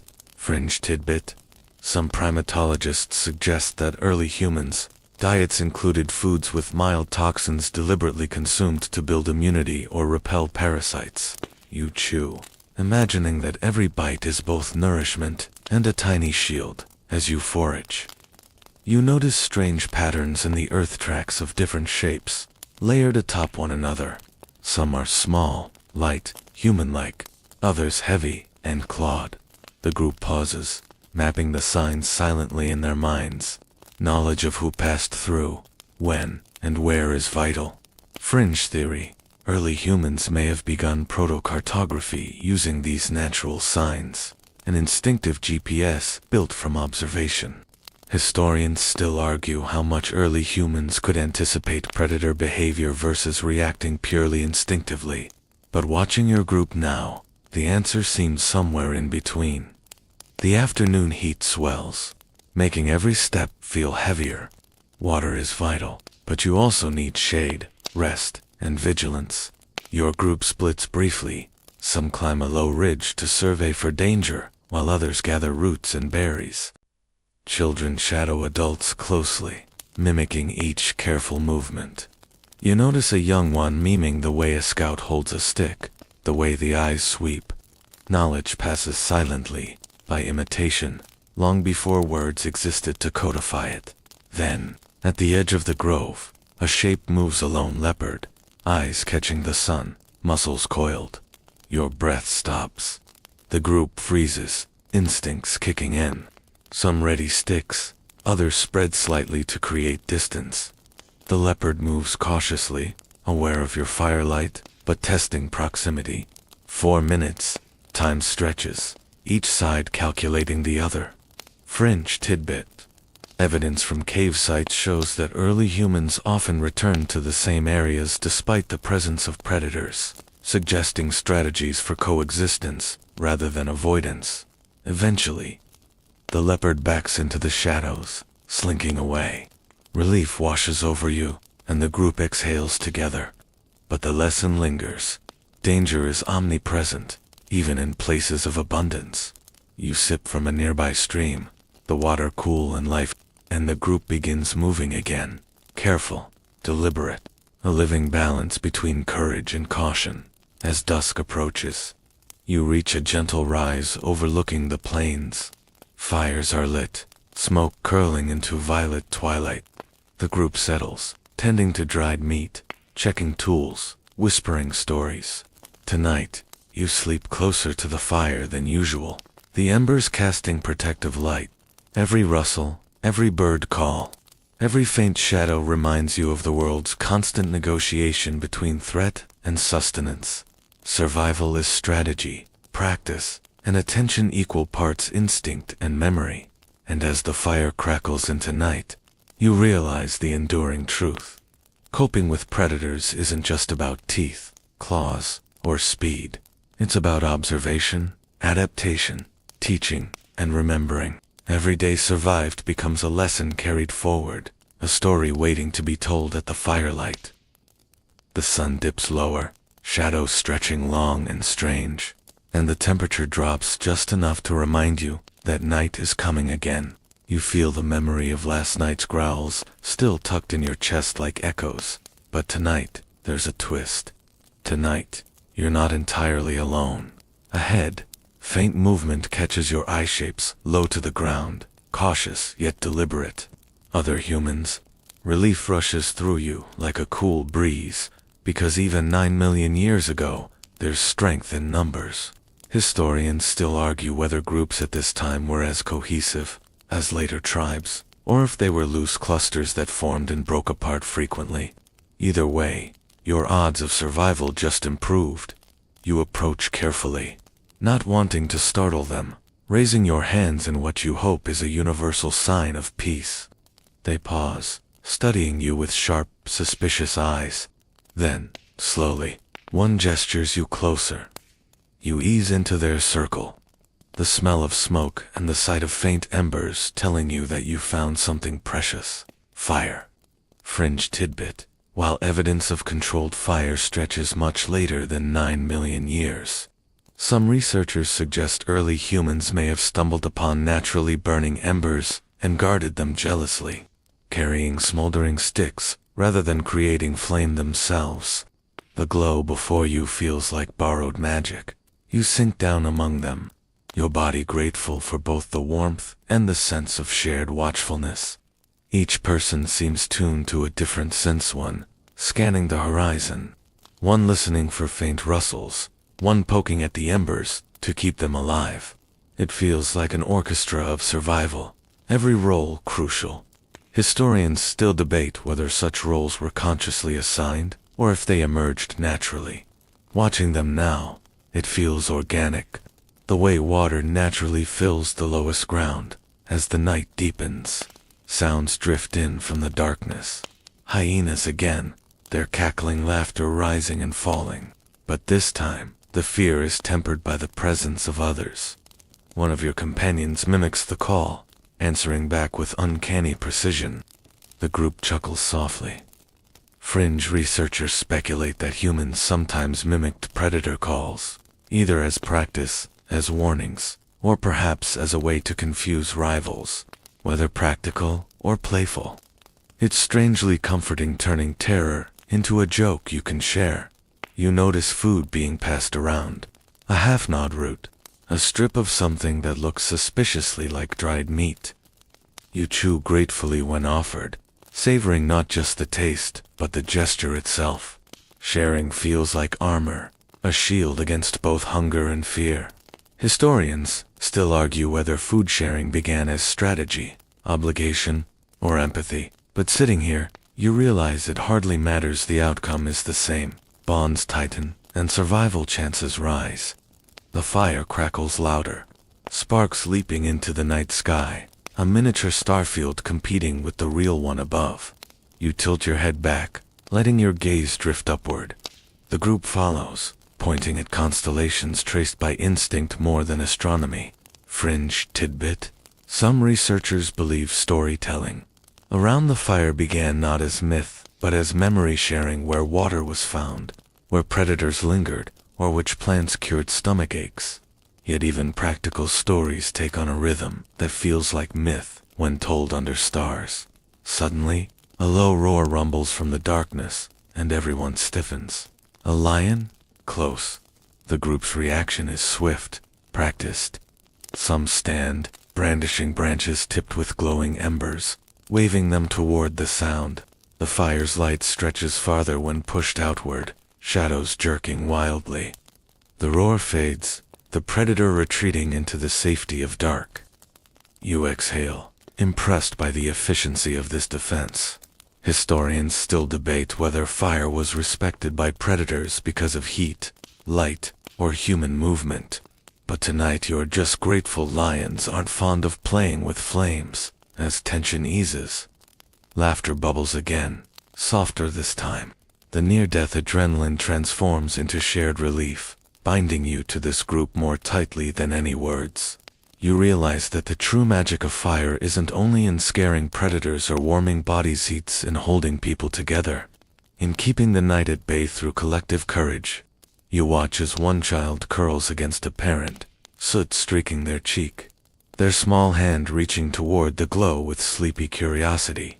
Something about that gesture feels timeless, echoing across millions of years into your own memory of falling asleep near lamplight or TV glow. Hours pass, the group shifting watch duties seamlessly.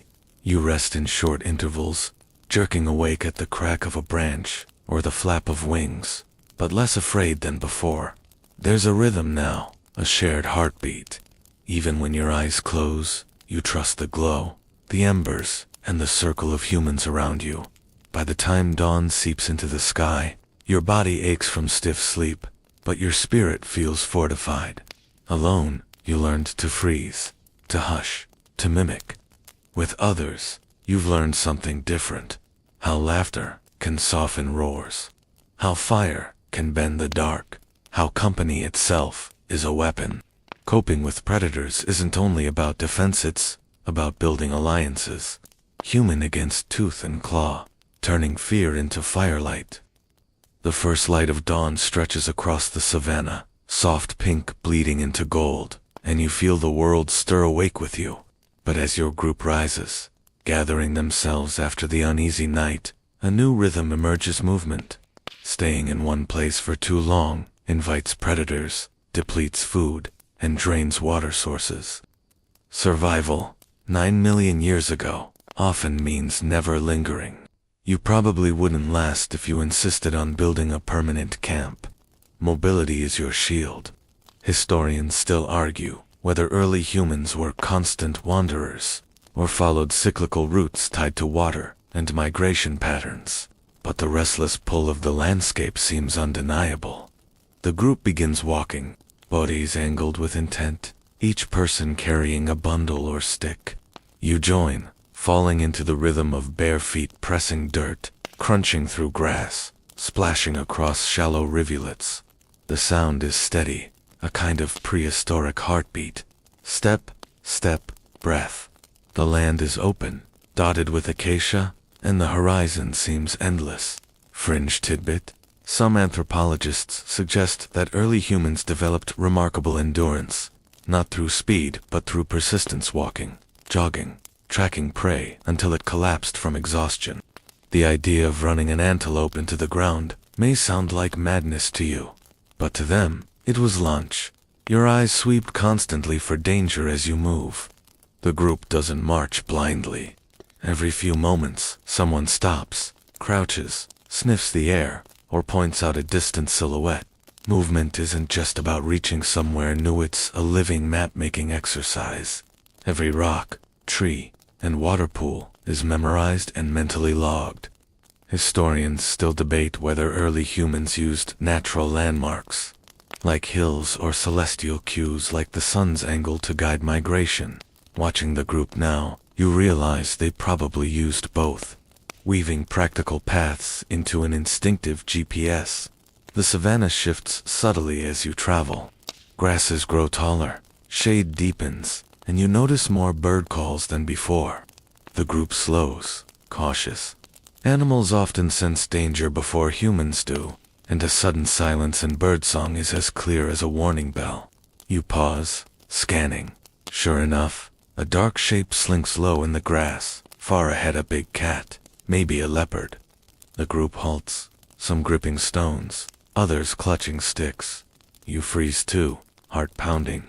Fringe evidence suggests early humans sometimes stood their ground, forming loose lines to intimidate predators rather than scattering.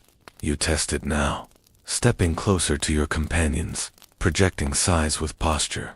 The cat hesitates, ears flicking, then turns away. Relief is quick, but the adrenaline lingers. Hours pass, and the sun grows harsh. Sweat slicking your skin, dust clinging to every pore.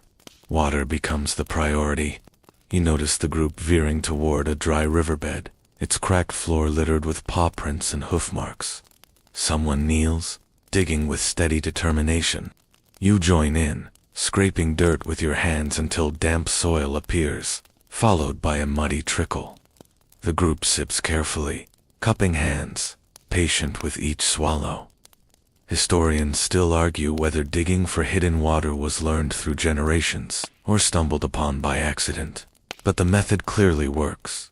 Fringe tidbit: in some regions, roots were chewed not only for food, but also for moisture. Nature's emergency water bottle. With thirst eased, hunger sharpens again. The group fans out slightly, searching. One spots tubers beneath a shrub and begins clawing at the earth. Another plucks berries cautiously, tasting before sharing.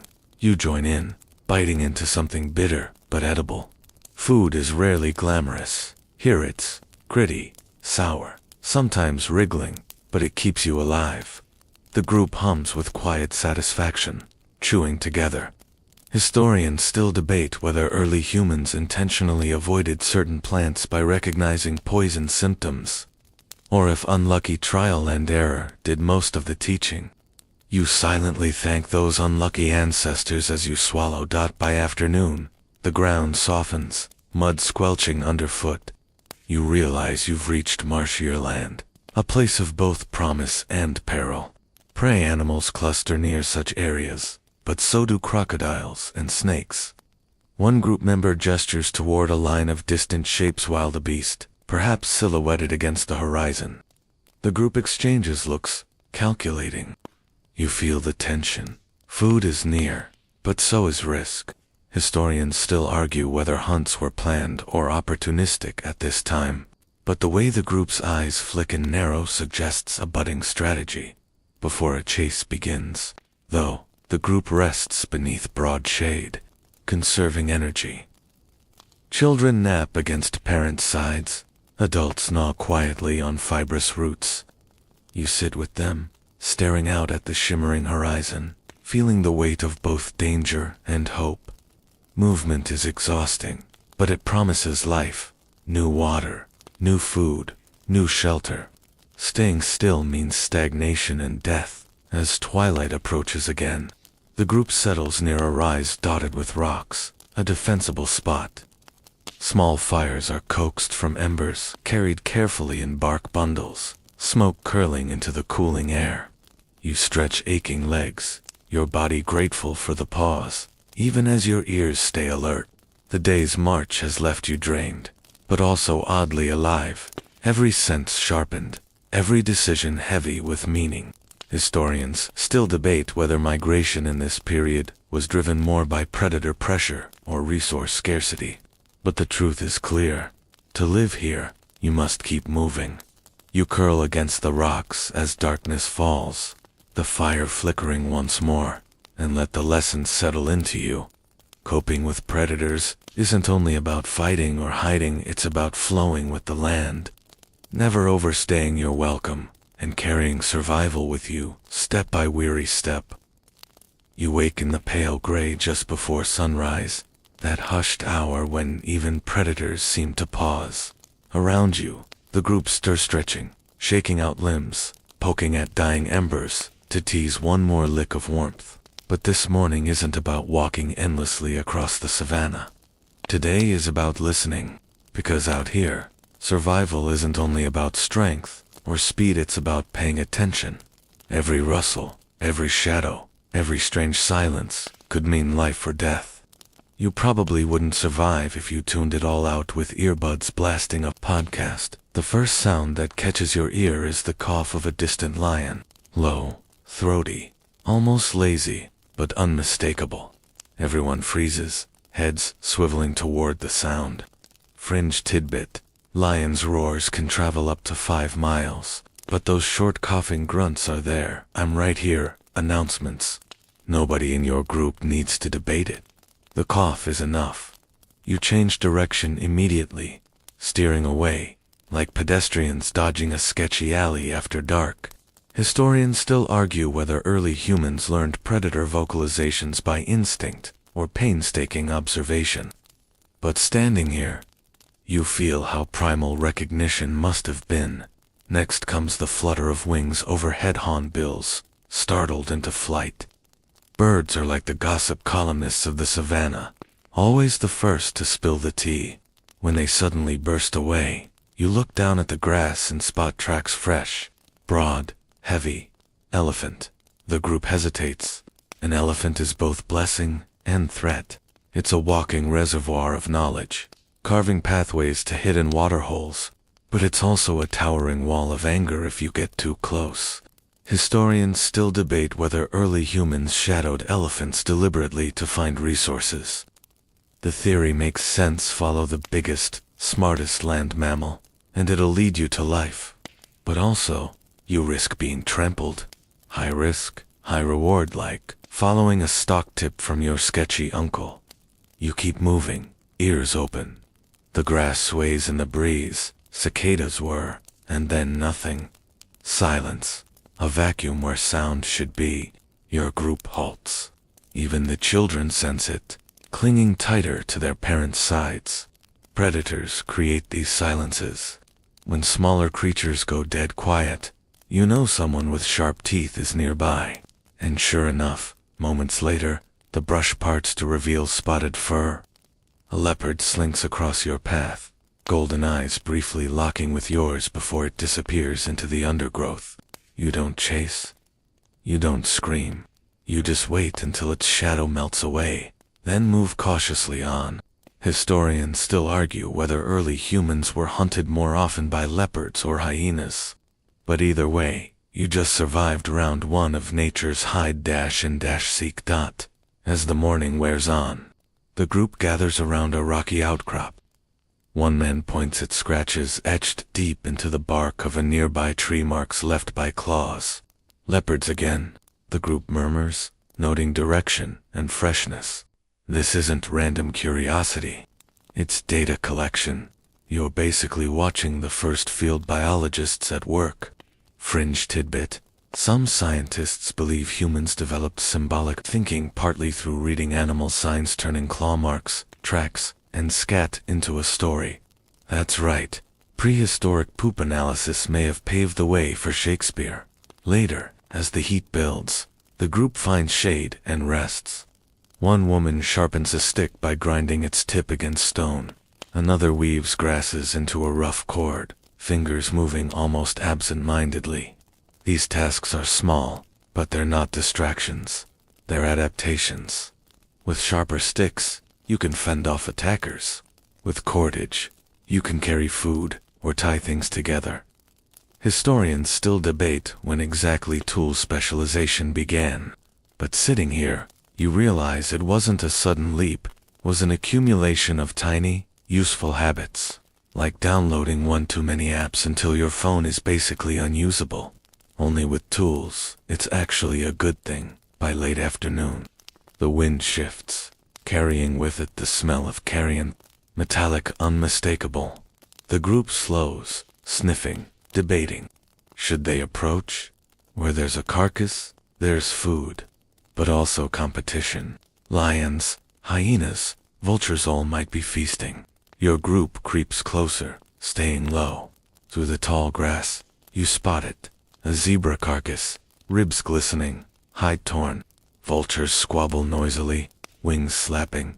No lions in sight. Not yet. A few brave souls edge forward, grabbing scraps of meat before retreating. It's not glamorous, but it's protein. Fringe evidence shows cut marks on ancient bones, overlapping with predator tooth marks, suggesting humans often scavenged leftovers. In other words, you're basically door-dashing from lions. As the sun dips, the group circles back toward higher ground. Fires spark again, small but steady. The flames crackle, smoke curling upward, masking your scent and keeping bugs at bay. You sit in the orange glow, listening.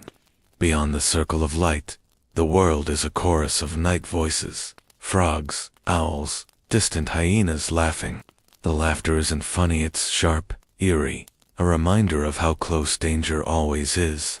Historians still argue whether hyenas posed more threat as scavengers or active hunters of humans.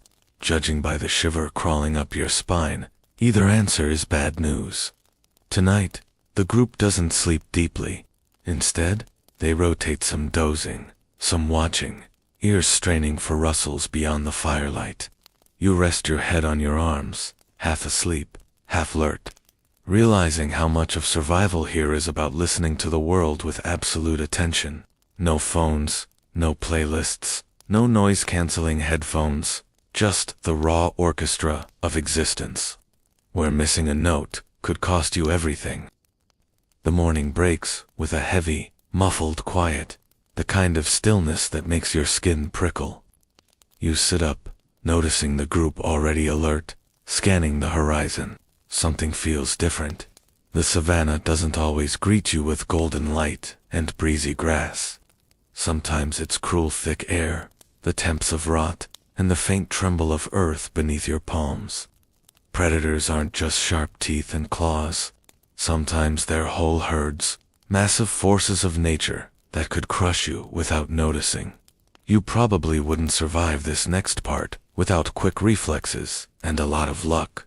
The rumble grows louder, rising like distant thunder. The group stiffens, eyes widening. A dust cloud swirls at the far edge of the morning arrives with a soft mist clinging to the tall grass, turning the savannah into a blurred watercolor of green and gold.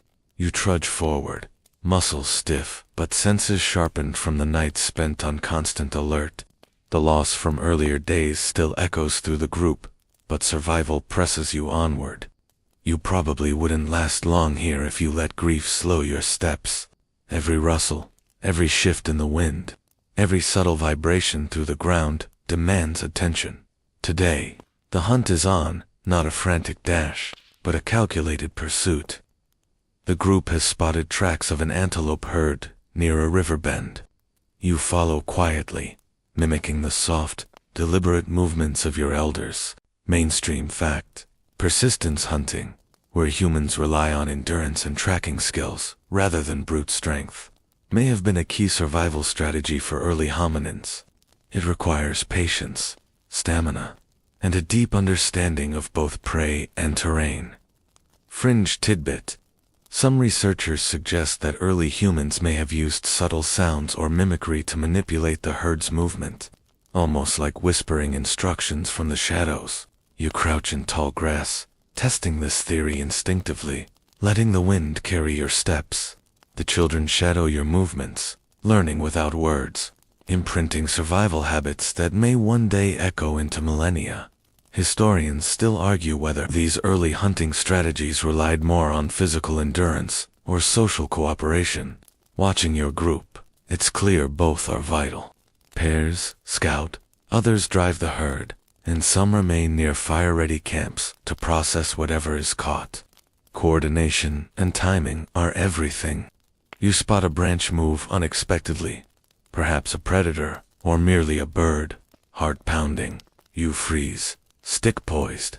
Every pause is a rehearsal of life itself. By mid-afternoon, the herd tires from the slow, measured chase. The group moves in, sticks raised, eyes keen. One antelope stumbles, and the elders spring into action, cornering it with a careful combination of strategy and brute determination. Meat and marrow are secured. Relief mingles with exhaustion as the children cheer softly, mimicking triumphant gestures they've seen countless times. The evening brings its own challenges. As the group sets up camp near a shallow river, shadows lengthen, and predators begin their nightly patrols. Hyenas, jackals, and the occasional lion test the perimeters, drawn to the scent of freshly acquired food. You hold a burning stick high, swinging it to cast long shadows, the firelight protecting your group. Fringe tidbit: early humans may have recognized that fire not only wards off predators, but also signals occupation, discouraging animals from approaching. Night deepens, and the group huddles together around the fire. Stories of the day's hunt circulate in gestures, grunts, and pantomime. You mimic the antelope's flight, the steps of the chase, the precision of the elders' movements. The children giggle, eyes wide, absorbing both lesson and narrative. Historians still debate when storytelling fully emerged as a formal practice, but here, in raw survival, narrative is survival, itself encoding knowledge, teaching coordination, and preserving memory. Lying against the warm earth, the fire casting a protective glow. You feel the pulse of life around you, the distant roar of lions, the rustle of grass, the chorus of insects. Survival is not only about escaping death, it's about learning, adapting, and passing knowledge forward. Each night endured, each hunt completed, each predator avoided is a story written in the body, memory, and firelight of your community.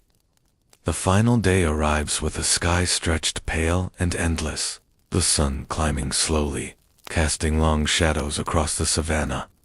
Your body aches from weeks of walking, hunting, fleeing, and observing, yet you move with quiet purpose, alongside the others, each step measured and deliberate. You probably wouldn't survive here without the instincts and lessons honed over countless days and nights. But now, they are yours. The group follows faint tracks that lead to a hidden valley, a patch of land unusually rich with roots, berries, and small game.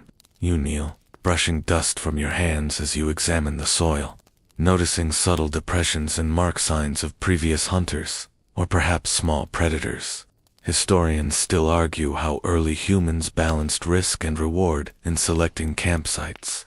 But you can feel it intuitively. Shelter, resources, safety from predators, and visibility all matter. Fringe tidbit. Some researchers propose that early humans used natural landmarks as mental maps, a protocartography, allowing groups to navigate vast territories with remarkable accuracy. You glance at a jagged rock formation to the east, already memorizing it as a future waypoint. The children mimic your gaze, eyes wide, encoding landscape into memory. By midday, the group encounters evidence of water, a shallow spring trickling beneath a canopy of thorn trees. Relief is palpable. You kneel to drink, the cool liquid washing away dust and sweat, reawakening tired muscles. The air hums with insects and distant birds, a reminder that life thrives even in this precarious world. Survival is as much about knowing where to find water as it is about avoiding lions or hyenas as afternoon stretches. The group sets about preparing for the night. Fires are built high, stones arranged to contain embers. Meat is laid on racks to dry, and the children practice weaving thin strips of grass into rudimentary ropes. Every action is both practical and educational, a subtle passing of knowledge to the next generation. Fringe tidbit. Archaeological evidence suggests that even small skills like weaving or fire tending were crucial for long-term survival, encoding lessons across generations without formal teaching. Night falls gently, stars pricking the sky like scattered sparks.